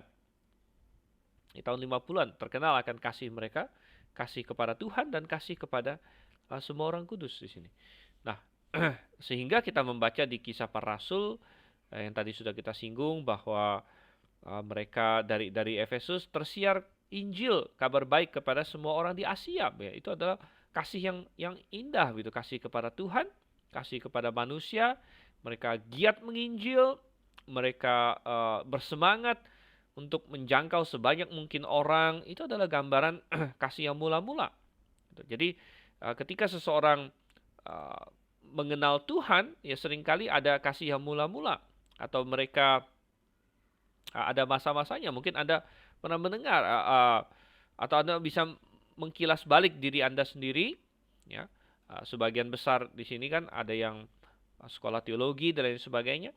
Ada saat-saat di mana Anda ya ada kasih mula-mula itu menggebu-gebu. Mungkin saat Anda menyerahkan diri kepada Tuhan untuk melayani Tuhan. Mungkin ketika Anda diselamatkan. Ya ada orang yang saya ingat juga ketika saya diselamatkan, saya juga sangat-sangat bersemangat untuk Tuhan, ya. Dan saya berusaha untuk tetap semangat sampai sekarang begitu. Tapi kita bisa melihat kadang-kadang kita bisa ingat kembali, oh waktu saya begitu bersemangat untuk Tuhan, waktu saya begitu menggebu-gebu, berapi-api untuk Tuhan, ya itu adalah kasih mula-mula kita gitu. Ya mungkin ada yang kenal kebenaran lalu wow sangat semangat, ya, mau melayani Tuhan, mau memberitakan firman, memberitakan Injil, memberitakan kebenaran dan lain sebagainya. Tapi lama kelamaan ya, bisa ada bahaya kalau kita lihat kembali di sini. Engkau telah meninggalkan kasihmu yang mula-mula, katanya di sini, ya. Ayat 5, oleh karena itu ingatlah dari mana engkau telah jatuh. Ya, jadi Tuhan suruh mereka harus ingat kasih yang mula-mula itu, ya, dan bertobatlah, katanya bertobatlah, disuruh bertobat dan lakukan pekerjaan-pekerjaan yang mula-mula itu. Mereka harus kembali kepada kasih yang mula-mula. Nah, ini juga memberitahukan kita suatu prinsip yang sangat penting, karena banyak orang menganggap kasih itu sebagai suatu perasaan. Nah, jadi, oh kasih itu adalah suatu perasaan, katanya, perasaan. Nah, kasih itu memang ada hubungan dengan perasaan, tapi kasih intinya bukan perasaan. Karena kita sudah banyak dicekokin oleh konsep-konsep Disney, konsep film dan lain sebagainya. Oh mengasihi, oh itu berbunga-bunga, perasaan dan lain sebagainya. Tapi tidak begitu. Kalau kasih itu hanya perasaan, maka perasaan itu susah untuk diatur, gitu ya. Makanya banyak ya kita ambil contoh dalam pernikahan lah. Dalam pernikahan banyak pernikahan hari ini kacau balau. Lalu mereka bilang apa? Oh kami sudah tidak saling mengasihi. The love is gone katanya ya, atau cintanya sudah hilang. Nah itu suatu konsep yang salah sebenarnya. Karena yang mereka maksud cinta hilang itu adalah perasaannya sudah tidak seperti dulu lagi. Tetapi sebenarnya kasih atau cinta itu bukan perasaan, bukan itu utamanya. Memang ada komponen perasaan, tapi bukan itu utamanya. Dan kasih itu adalah apa? Melakukan. Gitu. Makanya Tuhan bilang, kamu telah meninggalkan kasih yang mula-mula. Lalu solusinya apa? Solusinya adalah bertobat dan lakukan pekerjaan-pekerjaan yang mula-mula itu. Jadi saya sering mengkonseling bagi pasangan dan lain sebagainya. Kalau misalnya Anda ada suatu godaan bahwa oh saya jadi kasih saya sepertinya mulai luntur dan lain sebagainya, lakukan pekerjaan-pekerjaan kasih, lakukan tindakan-tindakan kasih. Jangan terlalu terpaku kepada oh tapi perasaan saya begini, perasaan saya begitu, perasaan itu nomor 2. Lakukan tindakan-tindakan kasih, perasaan akan ikut sebenarnya di situ. Oke. Jadi Tuhan bilang lakukan pekerjaan-pekerjaan yang mula-mula itu, kembalilah kepada kasih yang mula-mula di situ. Oke. Dan Tuhan memberikan peringatan ya, tapi seandainya tidak demikian, aku akan segera datang kepadamu dan aku akan memindahkan kaki dianmu dari tempatnya jika engkau tidak bertobat, katanya ya. Jadi Tuhan memberikan suatu peringatan. Tadi sudah kita singgung, Tuhan ada di tengah-tengah kaki dian, Dan Tuhan di tengah-tengah kakedian itu positif, sangat positif, ya. Dia melindungi, dia ada bersama dengan kita. Ketika jemaat berkumpul, Tuhan ada di situ, ya, melindungi terhadap penganiayaan, ya, terhadap macam-macam, ya, mungkin terhadap COVID sekarang ini dan lain sebagainya. Ada Tuhan beserta dengan kita, itu sesuatu yang positif gitu. Ya, tetapi kita melihat bahwa Tuhan ada di tengah-tengah kekedian itu juga peringatan. Kalau engkau tidak bertobat, Tuhan bilang, aku akan ambil kekedianmu dari tempatmu, begitu, dari tempatmu. Nah, sejarah mencatat bahwa jemaat di Efesus itu berlangsung sampai dengan sekitar abad ke-5 katanya, gitu ya. Jadi jemaat Efesus berlangsung sampai dengan sekitar abad ke-5, dan di abad ke-5 pasukan Turki, ya, datang kemudian menghancurkan kota Efesus, ya, menghancurkan kota Efesus. Dan sejak saat itu, ya, kota Efesus tinggal puing-puing. Ya, jadi sepertinya jemaat Efesus mengindahkan apa yang Tuhan katakan, sehingga di abad pertama itu mereka bertobat dan mereka kembali kepada kasih yang mula-mula, sehingga kakedian mereka tetap, ya, sampai sekitar abad ke-5. Nah, dan setelah itu, ya, kita tidak tahu dalam kedaulatan Tuhan, ya, kita tidak tahu kondisi jemaat Efesus sudah gimana di abad keempat, abad kelima, maksudnya, dan akhirnya Tuhan mengizinkan pada saat itu kakedian mereka ya, hilang, gitu ya, baru di abad kelima. Oke, kemudian kita lanjutkan lagi ayat 6, tetapi hal ini engkau miliki, yaitu engkau membenci pekerjaan-pekerjaan para pengikut Nikolaus yang juga aku benci. Nah, ya, sekali lagi kita melihat di sini menguatkan apa yang kita katakan tadi, bahwa jemaat Efesus adalah jemaat yang secara doktrinal kuat. Mereka tidak gampang untuk dibohongin, ditipu, ya, oleh rasul-rasul palsu dan juga oleh para pengikut Nikolaus di sini. Dan Tuhan memuji mereka bahwa mereka membenci pekerjaan-pekerjaan para pengikut Nikolaus yang juga aku benci. Nah, banyak orang tidak paham. Banyak orang hanya mengatakan Tuhan itu maha kasih, maha kasih. Benar, Tuhan itu maha kasih. Tapi ingat bahwa Tuhan itu maha kasih dengan sempurna dan juga maha membenci dengan sempurna. Ada hal-hal yang Tuhan benci, ya. Dosa Tuhan benci. Dan orang yang mau menjadi pengikut Tuhan, kita harus membenci dosa juga, begitu. Kita harus membenci dosa. Kita harus membenci dosa, baik itu misalnya dosa percabulan. Kita harus membenci dosa percabulan. Kita harus membenci dosa ketamakan. Kita harus membenci dosa LGBTQ, dan lain sebagainya. Ya. Nah, kita ingat yang dibenci adalah pekerjaan-pekerjaannya, bukan orangnya. Kita tidak dipanggil untuk membenci manusianya kita harus selamatkan. Ya, tapi engkau membenci pekerjaan-pekerjaan para pengikut Nikolaus. Nah, pertanyaannya adalah apa sih pengikut Nikolaus ini apa, begitu kan? Pengikut Nikolaus ini apa? Ini yang sering ditanya oleh orang. Dan ya, Alkitab tidak sebut secara spesifik di sini para pengikut Nikolaus itu apa sebenarnya, walaupun nanti kita akan lihat kita bisa sedikit menebak-nebak begitu. Tapi Tuhan sengaja tidak jabarkan apa sih pekerjaan para pengikut Nikolaus, begitu, karena Tuhan ingin ini kan menjadi pelajaran sepanjang zaman. Artinya begini, tidak penting sekali apa sebenarnya ini kesesatan atau kesalahan para pengikut Nikolaus. Yang penting mereka adalah kelompok yang salah, yang mengajarkan sesuatu hal yang salah, dan kesalahan atau kesesatan itu patut untuk ditolak oleh orang-orang yang percaya Tuhan. Jadi kita tidak boleh bersifat netral terhadap kesalahan, tidak boleh bersifat ya udahlah, nggak apa-apalah dan lain sebagainya terhadap kesalahan dan kesesatan gitu. Tetapi kita harus melawannya. Nah, ini yang dimiliki oleh jemaat Efesus. Mereka membenci pekerjaan-pekerjaan para pengikut Nikolaus. Pekerjaannya apa, pengajaran mereka apa, tidak dispesifikkan.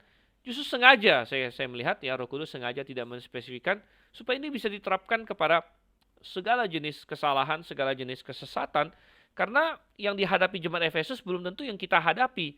Nah, Tuhan tidak mau kita terpaku, oh, saya hanya akan membenci yang si Nikolaus ini. Tuhan ingin semuanya, ya, semuanya. Kalau misalnya di abad-abad tertentu kesesatan yang merajalela adalah misalnya masalah kristologi ya di abad keempat, kelima. Nah, di situ pertempurannya adalah apakah Yesus sungguh-sungguh Allah atau bukan. Ada sebagian orang ya misalnya kelompok Arian ya berkata bahwa Yesus bukan Allah, Yesus itu diciptakan. Nah, itu pertempurannya waktu itu mungkin yang sangat sangat sengit begitu kan. Oke. Ya, jadi ya, sebagai orang yang berada di pihak Tuhan kita tidak bisa netral. Kita harus membenci itu gitu. Oke, sebentar ya, saya oke. Uh, baik. Dan kita melihat di sini ya bahwa ya tadi ini apa ada perubahan warna nggak di komputer kalian? Saya ubah sedikit warna ini monitor saya karena tadi agak kekuning-kuningan ya. Nggak tahu apakah itu terlihat di tempat kalian atau enggak. Oke, sekarang oke jadi lebih biru ya benar. Oke, jadi kelihatan ya tadi ya. Tadi agak kuning-kuning. Oke, ya oke. Karena tadi ini saya punya satu program. Kalau misalnya komputer saya itu sudah jamnya jam malam, ya, program itu secara otomatis akan mengkuningkan monitor saya, gitu, dikuningkan. Mestinya sih tujuannya supaya mata kita ini ya nggak kena sinar biru, karena kalau kena sinar biru apa katanya nanti lebih susah tidur begitu ya. Tapi ya mestinya untuk mengajar kita jadikan ini biru ya. Jadi kalau saya lupa tolong diingatkan lain kali. Dan ini jadi normal lagi begitu. Oke. Dan kita lihat di sini ya, jadi apapun itu ya. Nah, sekarang kita lihat bisakah kita tahu sebenarnya apa sih pengajaran dari pengikut Nikolaus ini? Ya, kita tidak bisa pasti absolut ya. Nama Nikolaus itu ada muncul di tempat lain di Alkitab, yaitu di Kisah Rasul. Kisah Rasul 6. Kisah Rasul 6 waktu mereka memilih diaken waktu itu. Jadi waktu jemaat di Yerusalem memilih diaken, 7 diaken pertama, salah satunya adalah Nikolaus yang disebut seorang penganut agama Yahudi dari Antioquia. Nah, tetapi apakah Nikolaus yang dimaksud di Wahyu adalah sama dengan Nikolaus ini? Kita tidak bisa pasti. Nomor satu, ada perbedaan waktu yang cukup besar di sini, karena Kisah Rasul pasal 6 di sini ini masih sangat awal sekali di dalam kekristenan. Masih sangat awal. Paulus saja belum bertobat. Jadi Stefanus belum mati martir. Jadi ini masih sekitar mungkin tahun 30-an. Tahun 30-an Masehi begitu. Belum lama ya, setelah Yesus.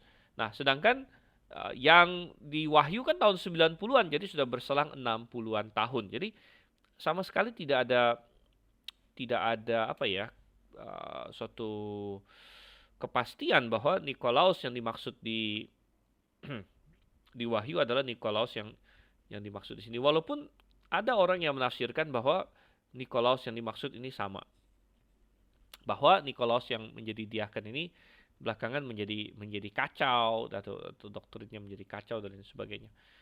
Oke, tapi kita tidak bisa pasti mengenai hal itu. Nah, satu-satunya yang kadang-kadang dijadikan pegangan adalah arti dari Nikolaus itu sendiri. Jadi pengikut Nikolaus katanya kan, pengikut Nikolaus. Nah, arti dari Nikolaus itu apa? Nikolaus itu dari kata nikao. Nikao itu artinya menang atau ya menang, ya Laos artinya umat, jadi menang atas umat, ya menang atas umat, sehingga ada sebagian ya, coba kita di sini ya, di sini, oke, jadi Nikolaos ya, Laos ya itu dari kata Nikao dan Laos ya, artinya menang atas umat. Jadi ada yang mengatakan ya bahwa kesalahan ya, ada penafsiran bahwa kesalahan Nikolaus ini adalah kesalahan hierarkisme. Jadi mau menguasai umat, jadi mulainya hierarkisme. Tadi yang ada sedikit ditanya cikal bakal Katolik dan lain sebagainya. Ada yang berkata bisa jadi ini. Jadi hierarkisme ya. Jadi mulai ingin menguasai umat.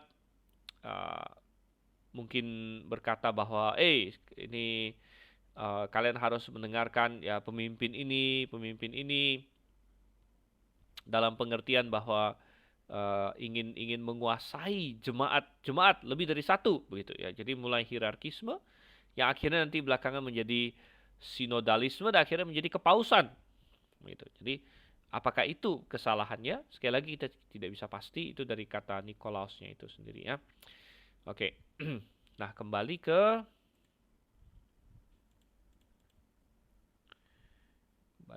Alkitab kita di sini.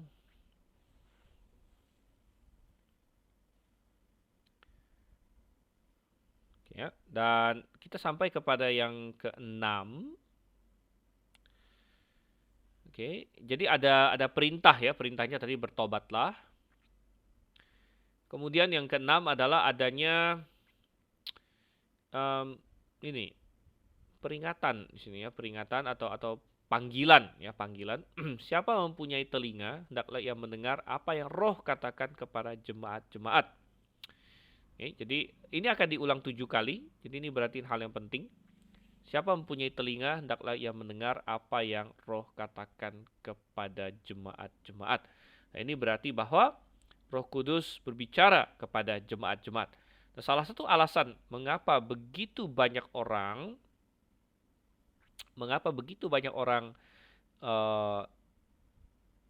sulit sekali memahami doktrin yang benar dan gampang sekali disesatkan adalah ya ada banyak alasan. Tentu kalau misalnya seseorang tidak diselamatkan ya, atau belum diselamatkan ya, dia tentu susah mengerti doktrin yang benar karena apa? Perlu Roh Kudus gitu kan, Roh Kudus. Tetapi yang lain lagi adalah bahwa kalau seseorang tidak berada di dalam jemaat yang benar, juga dia akan sulit memahami secara 100% kebenaran gitu. Mengapa? Karena dikatakan Roh Kudus menekankan siapa mempunyai telinga hendaklah ia mendengarkan apa yang Roh katakan kepada jemaat-jemaat. Jadi Roh Kudus secara primer berbicara kepada jemaat-jemaat di sini. Dan kita mendapatkan itu di dalam perjanjian baru. Mayoritas perjanjian baru dituliskan kepada jemaat-jemaat. Misalnya surat kepada jemaat Roma, surat kepada jemaat Efesus, surat kepada jemaat Kolose dan sebagainya. Sehingga kita sering berkata bahwa seorang tidak bisa menjadi orang Kristen yang baik tanpa menjadi anggota jemaat yang baik di jemaat yang baik begitu. Di jemaat yang baik, jemaat yang Alkitabiah. Ya, dan Roh berbicara kepada jemaat-jemaat. Dan kalau Anda tidak ada di dalam sebuah jemaat yang Alkitabiah, kemampuan ya untuk bisa mencerna kebenaran itu menurun sebenarnya karena Roh berbicara kepada jemaat-jemaat di sini ya. Oke ya, sudah ada sedikit pertanyaan. Menurut seorang Bapak gereja mula-mula Irenaeus, tulisannya On the Detection and Overthrow of Gnosis, pengikut Nikolaus disebut Nikolaites, itu sekte heretik yang dihindari sejak penulisan kitab Wahyu dan mengambil nama diaken Nikolaus sebagai pendirinya. Apakah yang dapat dibenarkan, Pak? Ya, sekali lagi kita tidak bisa tahu dengan pasti ya, karena Irenaeus ya dia lumayan dekat ya. Irenaeus itu kan ya lumayan dekat lah abad kedua sekitar begitu. Abad kedua, abad ketiga. Ya, tapi tulisan Irenaeus bukan standar kebenaran begitu ya. Standar kebenaran adalah Alkitab begitu kan. Ya, Alkitab, um, dan dia berkata mengambil nama diaken Nikolaus. Sekali lagi ya, oke, itu suatu penafsiran dan saya tahu ada teolog-teolog yang berpegang pada itu, tapi uh, ada perbedaan waktu yang panjang ya antara diaken Nikolaus itu yang tadi kita bilang sekitar tahun 30-an sampai dengan kitab Wahyu ditulis tahun 90-an. Ya, kalau misalnya si Nikolaus diaken itu umur berapa dia waktu itu? Di tahun 30-an gitu. Bisa dipilih menjadi diaken kan? Berarti lumayan syarat diaken kalau kita baca di dalam surat Paulus itu adalah sudah berkeluarga dan lain sebagainya. Jadi orang yang mungkin sudah umurnya 30-an 40-an gitu. Dan saya tidak yakin bahwa dia masih hidup di waktu Wahyu pasal Wahyu ditulis gitu ya. Jadi ini adalah salah satu penafsiran memang ya, penafsiran bahwa itu ada hubungannya dengan diaken Nikolaus di situ. Oke, kembali di sini di ayat 7.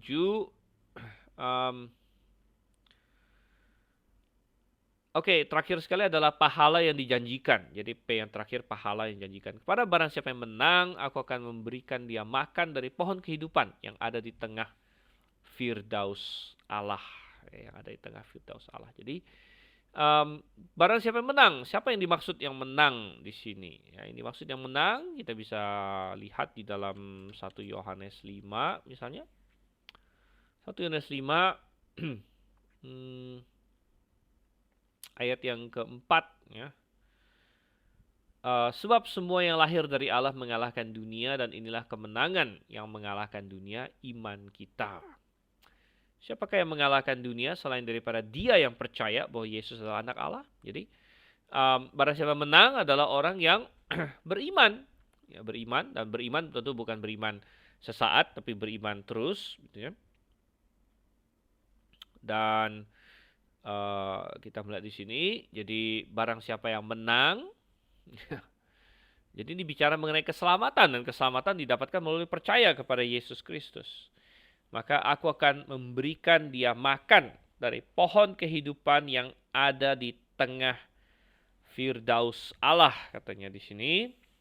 Jadi ingat, apa itu pohon kehidupan? Pohon kehidupan adalah pohon yang tadinya ada di tengah-tengah Taman Eden bersama dengan pohon pengetahuan baik dan jahat. Pohon pengetahuan baik dan jahat tidak boleh dimakan. Tuhan bilang pada hari engkau makannya engkau akan mati. Tapi manusia makan.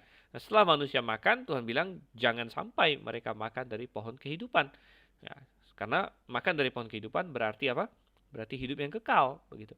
Jadi setelah mereka jatuh dalam dosa, Tuhan tidak mengizinkan dan tidak bisa mereka makan dari pohon kehidupan.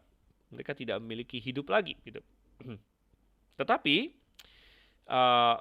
sampai di kitab terakhir, yaitu kan cerita di kitab pertama, yaitu di kitab Kejadian. Sampai dengan kitab terakhir, yaitu kitab Wahyu di sini, kita mendapatkan manusia boleh lagi makan dari pohon kehidupan. Yaitu siapa? Yaitu barang siapa yang menang. Dan menang di sini adalah melalui Yesus Kristus, melalui percaya, diselamatkan oleh Yesus Kristus, melalui iman kepadanya. Maka barang siapa yang menang akan diberi makan dari pohon kehidupan yang ada di tengah-tengah Firdaus Allah. Nah, ini sangat menarik juga. Kata Firdaus Allah di sini ya. Firdaus Allah dari kata paradeiso, paradise. Dan Firdaus Allah di sini ya, jadi ada di sorga gitu ya, ada di sorga. Dan Firdaus ini tadinya adalah sepertinya adalah bagian Hades yang baik ya, bagian Hades yang baik, yang indah. Tapi kemudian setelah Tuhan Yesus bangkit dipindahkan ke sorga gitu.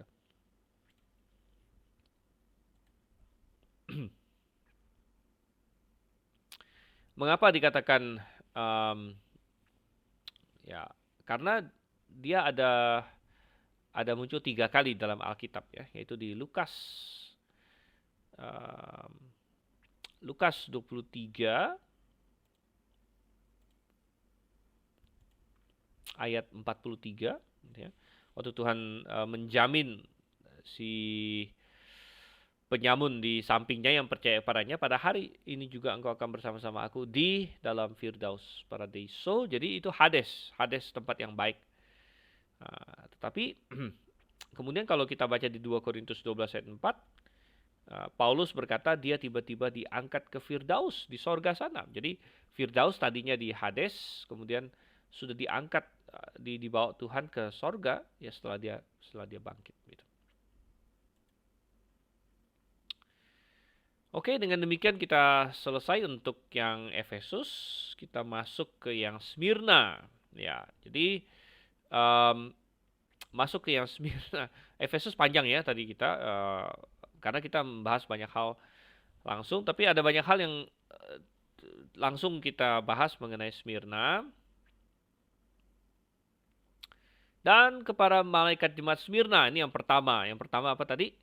Yaitu alamat penerima. Alamat penerima adalah Smyrna. Tadi sudah kita lihat ya gambarnya sedikit.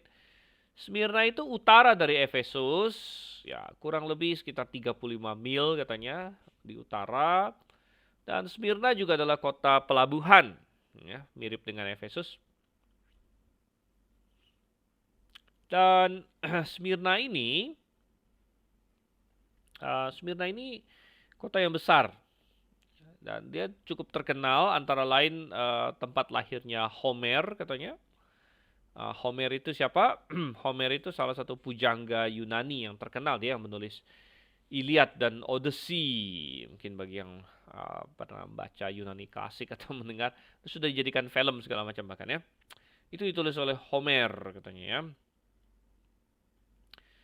Kota Smyrna masih ada sampai hari ini. Tidak seperti Efesus. Efesus sudah menjadi puing. Kota Smyrna masih ada ya di daerah Turki sana. Dan katanya masih ada gereja bahkan ya di Smyrna sana. Kota ini adalah kota yang lumayan getol dalam penyembahan kaisar pada waktu itu. Jadi sebagian kaisar mengharuskan orang menyembah dia dan mengatakan kaisar itu Tuhan gitu.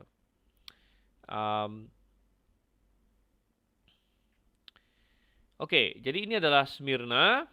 Kemudian kita melihat apa yang Tuhan katakan selanjutnya. Tuhan berkata,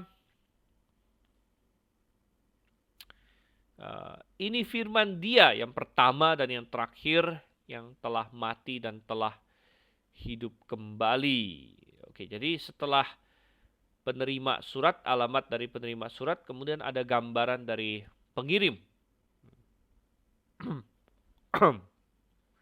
Dan dikatakan ini firman Dia yang pertama dan yang terakhir. Ini titel Tuhan Yesus yang ada di dalam pasal 1 ya. Kembali ini kilas balik ke pasal 1, tapi Tuhan sengaja menekankan hal tertentu. Jadi firman dari Dia yang pertama dan yang terakhir yang telah mati dan telah hidup kembali. Nanti kita akan lihat bahwa jemaat di Smyrna adalah jemaat yang menghadapi penganiayaan. Dan bagi orang-orang yang menghadapi penganiayaan, tidak ada yang lebih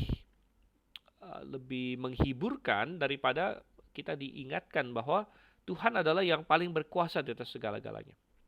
Ketika kita dianiaya, kita merasa sangat lemah, bahwa penganiaya kita biasanya pemerintah atau kaisar atau siapapun lah ya, raja atau presiden atau partai, siapapun yang menganiaya kita sangat kuat ya, dan kita tidak punya kuasa untuk melawan mereka dan kita ditekan dan lain sebagainya. Namun Tuhan mengingatkan bahwa Dia ya, jadi kepala kita, Dia Tuhan kita, Dia adalah yang pertama dan yang terakhir.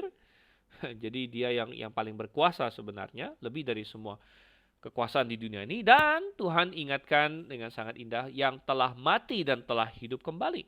Ya, ini juga suatu penghiburan bagi semua orang yang dianiaya, bahwa ketika kita dianiaya, kita ingat bahwa Tuhan kita pernah dianiaya. Ya, Tuhan Yesus pernah berkata bahwa kalau dunia menerima Dia, dunia akan menerima kita. Tapi karena dunia membenci Dia, maka dunia akan membenci kita. Jadi Yesus Kristus adalah yang telah mati dan telah hidup kembali. Ini adalah suatu penghiburan bagi jemaat di dalam penganiayaan. Oke, masuk ke P yang ketiga, yaitu pengetahuan Tuhan. Sekali lagi, kepada tiap jemaat Tuhan menekankan pengetahuannya. Dia adalah Tuhan yang maha tahu. Maka di ayat 9 dikatakan, aku tahu. Apa yang Tuhan ketahui? Tuhan tahu, sama seperti jemaat Efesus, Tuhan tahu tentang pekerjaan-pekerjaanmu. Okay? Nah, dan kesusahanmu dan kemiskinanmu, tetapi engkau kaya, dikatakan di sini. Kota Smyrna adalah kota yang makmur. Kota yang makmur, kota yang kaya, tetapi jemaat di Smyrna dikatakan susah dan miskin gitu. Dan ini tentunya adalah karena penganiayaan. Orang Kristen di mana-mana, walaupun Tuhan tidak pernah menjanjikan teologi sukses ya, bahwa orang Kristen pasti kaya raya, pasti dapat ini, tapi orang Kristen, karena orang Kristen memiliki sifat-sifat yang sangat baik, misalnya rajin, orang Kristen itu jujur. Kalau jujur kan orang lebih percaya. Orang Kristen itu ya punya etos kerja, punya karakter yang baik. Maka kalau semua situasi sama, biasanya orang Kristen akan sukses dalam hidup ini. Orang Kristen akan ya mungkin tidak dalam segera, tapi orang Kristen akan menjadi orang-orang yang secara materi sukses biasanya. Ya, tetapi tentu ada pengecualian ya. Pengecualiannya terutama dalam masa-masa penganiayaan gitu. Dalam masa penganiayaan kadang-kadang Tuhan izinkan di mana orang Kristen ya uangnya, hartanya, tanahnya disita, diambil, jadi sangat miskin. Itu bisa terjadi ya. Dan jemaat di Smyrna adalah jemaat yang mengalami penganiayaan. Tuhan tahu kesusahan mereka, Tuhan tahu kemiskinan mereka, tapi Tuhan berkata engkau kaya. Oh, saudara kasih Tuhan. Yang mana yang lebih berharga ya, dinyatakan kaya oleh dunia atau dinyatakan kaya oleh Tuhan? Ya, saya tahu yang saya inginkan, kalau Tuhan bilang saya kaya, wow ya. Ini firman Tuhan loh, firman Tuhan, saudara kasih Tuhan. Firman Tuhan yang dari gelap Tuhan bilang jadilah terang, terang ada tiba-tiba. Di mana Tuhan berfirman, jadilah matahari, bulan, dan bintang, dan tiba-tiba ada matahari, bulan, dan begitu banyak bintang yang tidak bisa dihitung oleh manusia. Ini adalah firman Dia. Jadi saya tidak peduli ya, katanya Forbes setiap tahun atau setiap entah berapa lama merilis daftar orang-orang terkaya di dunia. Ya, jadi wah sekarang siapa? Itu bosnya Amazon kalau nggak salah sekarang ya, siapa? Si Bezos ya. Lalu nomor 2 entah siapa lagi ya, nomor 3 entah siapa lagi. Tidak ada kepentingan bagi kita orang Kristen untuk masuk dalam hal-hal seperti itu sebenarnya, sudah dikasih Tuhan ya. Yang lebih penting adalah kalau Tuhan berkata engkau kaya, begitu. Luar biasa sekali. Engkau kaya gitu. Dan ya, seluruh alam semesta ini akan jadi punya kita, bayangkan, karena kita ahli waris. Kita menjadi ahli waris bersama dengan Tuhan Yesus Kristus. Wow, ya, jadi luar biasa sekali. Tuhan bilang, dan aku tahu hujat orang-orang yang menyebut diri sendiri Yahudi, tapi yang sebenarnya bukan, melainkan adalah sinagog setan. Oke, ini ada kesalahan juga di sini ya. Sinagog bukan sinagog. Oke, dan Tuhan bukan hanya tahu tentang pekerjaan mereka, Tuhan tahu penganiayaan yang sedang mereka alami. Di sini dalam bentuk hujat, penganiayaannya dalam bentuk hujat ya. Jadi mereka diserang secara verbal, mungkin dikata-katai, mungkin difitnah. Ya, kalau LAI terjemahkan fitnah bahkan. Ya, sebenarnya ini dari kata hujat, ini dari kata blasphemian. Ya, jadi the blasphemy. Ya, saya melihat bahwa diterjemahkan hujat bagus di sini, tapi LAI terjemahkan fitnah. Ya, fitnah. Ya, oke, bisa juga sebenarnya. Aku tahu hujat ya. Jadi mereka difitnah, dihujat oleh orang-orang yang menyebut diri sendiri Yahudi. Ya, tapi Tuhan bilang sebenarnya bukan. Mereka bukan Yahudi sejati, karena Yahudi sejati adalah Yahudi yang percaya kepada Yesus Kristus. Ya, jadi ada Yahudi yang hanya kedagingan, ada Yahudi yang sejati. Yahudi sejati adalah Yahudi yang percaya Yesus. Contohnya siapa? Contohnya Paulus. Contohnya Yohanes sendiri. Yohanes sendiri adalah seorang Yahudi sejati begitu. Karena dia Yahudi yang percaya kepada Yesus Kristus. Nah, ini ada Yahudi yang menolak Yesus Kristus. Jadi mereka hanya Yahudi kedagingan saja. Hingga Tuhan bilang mereka adalah sinagog setan. Ya, sinagog. Ya, ini satu kata yang saya masukkan ke dalam Alkitab terjemahan. Kalau di LAI dia terjemahkan ini ya, rumah ibadat. Kadang-kadang diterjemahkan rumah ibadat. Lalu kalau di sini disebut jemaah. Sebenarnya dalam bahasa aslinya ya sunagoge, ya sinagog. Ini adalah rumah ibadah orang Yahudi. Ya, jadi um, di abad pertama secara konsisten kita baca di Kisah Para Rasul dan lain sebagainya, yang banyak menganiaya orang Kristen adalah uh, orang Yahudi memang, orang Yahudi gitu ya. Nah, jadi salah satu yang terkenal yang akhirnya akan mati di Smyrna adalah Polikarpus, tapi belum di ini ya di kitab Wahyu ini, karena Polikarpus mati di abad kedua nanti. Polikarpus adalah gembala sidang Smyrna nanti di abad kedua, dan dia akan mati martir. Dan menurut tradisi bahwa orang Yahudi memainkan peran yang penting dalam kematian Polikarpus juga gitu ya. Tapi di ayat 10 Tuhan berkata, janganlah takut terhadap apa yang akan kau derita. Oke, kita tidak perlu takut terhadap penderitaan jasmani. Dan mungkin kita gampang mengatakannya kalau kita sedang tidak dianiaya. Tetapi kalau kita sedang akan mengalami penderitaan fisik, mungkin kita bilang, wow, tunggu dulu ya. Tapi firman Tuhan selalu menguatkan kita ya. Firman Tuhan selalu menguatkan kita. Tuhan berkata bahwa segala penderitaan kita mengerjakan kemuliaan yang tidak terbayangkan gitu ya. Jadi ya Tuhan bilang janganlah takut terhadap apa yang akan engkau derita. Kadang-kadang penderitaan adalah kehendak Tuhan bagi kita. Ya. Dan ini benar-benar mentorpedo dan menghancurkan teologi sukses. Ya, di mana dalam teologi sukses atau teologi kemakmuran tidak ada tempat bagi penderitaan bagi orang Kristen. Ya, tetapi penderitaan kadang-kadang adalah bagian dari kehendak Tuhan dalam hidup kita. Kadang-kadang kita bertanya, Tuhan kenapa engkau mengizinkan aku menderita dan lain sebagainya. Tapi Tuhan bilang, jangan takut terhadap apa yang akan engkau derita. Ya. Dan itu bisa berarti dalam penganiayaan, bisa berarti penyakit. Nah, dalam konteks Smyrna di sini adalah dalam konteks penganiayaan. Lihatlah iblis akan mencampakkan sebagian dari kalian ke dalam penjara. Oke, jadi mereka menghadapi hujat, tapi juga menghadapi tantangan penjara, supaya kalian dicobai, ya, dan kalian akan beroleh kesusahan selama 10 hari, ya, 10 hari. Dan kita terima secara literal saja 10 hari ini bahwa Tuhan mengingatkan bahwa penderitaan mereka tidak akan lama-lama sekali ya, tapi 10 hari katanya sini. Dan Tuhan bilang apa? Hendaklah engkau setia sampai mati, aku akan mengaruniakan kepadamu mahkota kehidupan. Oke, ini juga kurang huruf A di sini ya. Aku akan mengaruniakan kepadamu mahkota kehidupan. Jadi ya, suatu ini ya, perintah Tuhan. Jadi setelah pujian, jadi pujiannya apa? Ya pujiannya adalah mereka kaya,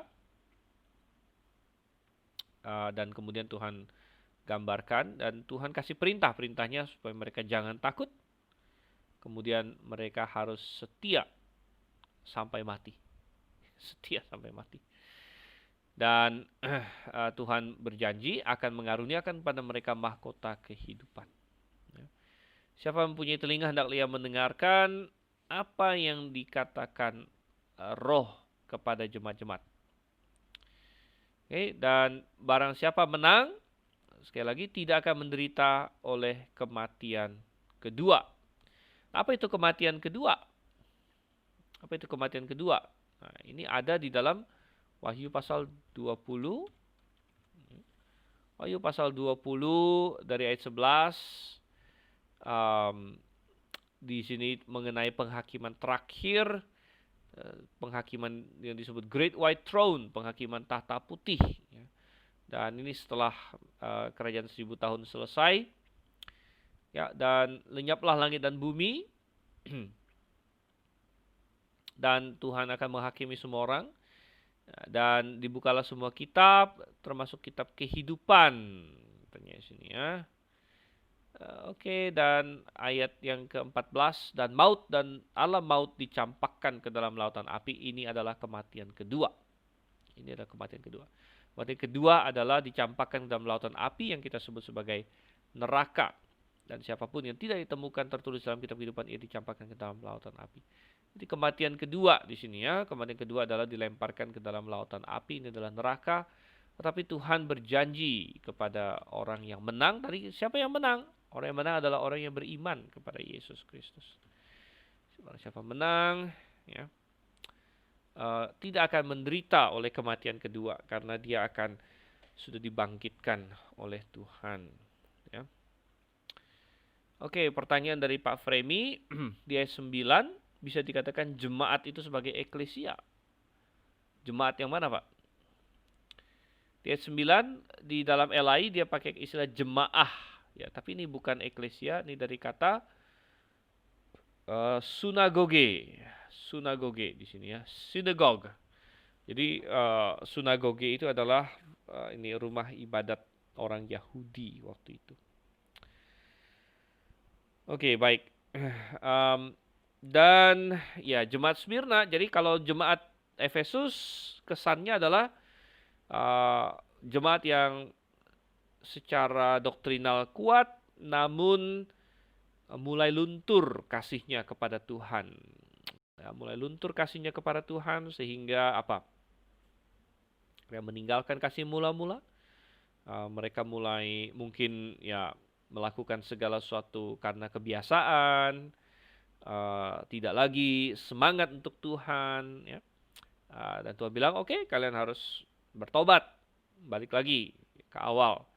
Nah, kemudian jemaat Smyrna adalah jemaat yang teraniaya. Jadi secara jasmani, secara duniawi, miskin. Ya, mungkin banyak yang disita, banyak yang didenda. Ya. Dan Tuhan bahkan memperingatkan bahwa mereka akan dijebloskan ke dalam penjara. Iblis akan menjebloskan mereka dalam penjara. Tapi peringatan atau apa yang Tuhan katakan pada mereka. Tuhan katakan pada mereka agar mereka jangan takut. Ya, kemudian bahwa mereka harus setia sampai mati. Setia sampai mati. Ya, dan Tuhan menjanjikan mahkota kehidupan kepada mereka. Oke, dan sepertinya kita akan sampai di sana ya. Karena waktu kita sudah jam 9. Ya, tapi kita tadi habiskan banyak waktu untuk membangun fondasinya. Jadi nanti tiap-tiap jemaat akan lebih cepat lagi. Saya harap minggu depan kita akan selesai 7 jemaat dan bisa masuk ke pasal 4 kalau ada waktu masuk ke pasal 4. Tapi minimal kita mau selesaikan 5 jemaat berikutnya di minggu depan kalau kita bisa. Dan ada banyak pelajaran ya, pelajaran tentang jemaat yang kita dapatkan di sini. Karena ini adalah berbicara mengenai yang sekarang sedang terjadi. Kita masih di zaman gereja. Dan jemaat-jemaat ini menjadi jemaat-jemaat contoh bagi kita. Ada contoh positif, contoh negatif. Jadi ya itu bisa kita pegang sebagai orang percaya dan untuk jemaat-jemaat Tuhan hari ini. Oke, dan sebelum kita mengakhiri, apakah ada pertanyaan yang lain lagi? Ya. Ya, dan kalau tidak ada pertanyaan, ada nggak pertanyaan? Oke, tidak ada pertanyaan ya. Baik, kalau begitu kita akan tutup dalam doa. Mari kita bersatu dalam doa. Terima kasih Tuhan untuk kasih jalan pada kami. Kau kiranya pimpin dan sertai supaya kami semakin paham akan kebenaran-Mu. Dan kami telah membaca sebagian dari firman-Mu. Kami telah mengeksegesinya, melihat ayat per ayat dan kata per kata. Engkau yang tolong supaya kami bisa menerapkannya dalam kehidupan kami. Terima kasih Tuhan, kami berdoa nama Yesus Kristus. Amin. Oke, baik. Dan kalau begitu sampai di sini, selamat malam semuanya. Dan sampai bertemu minggu depan kalau Tuhan menghendaki. Maranatha.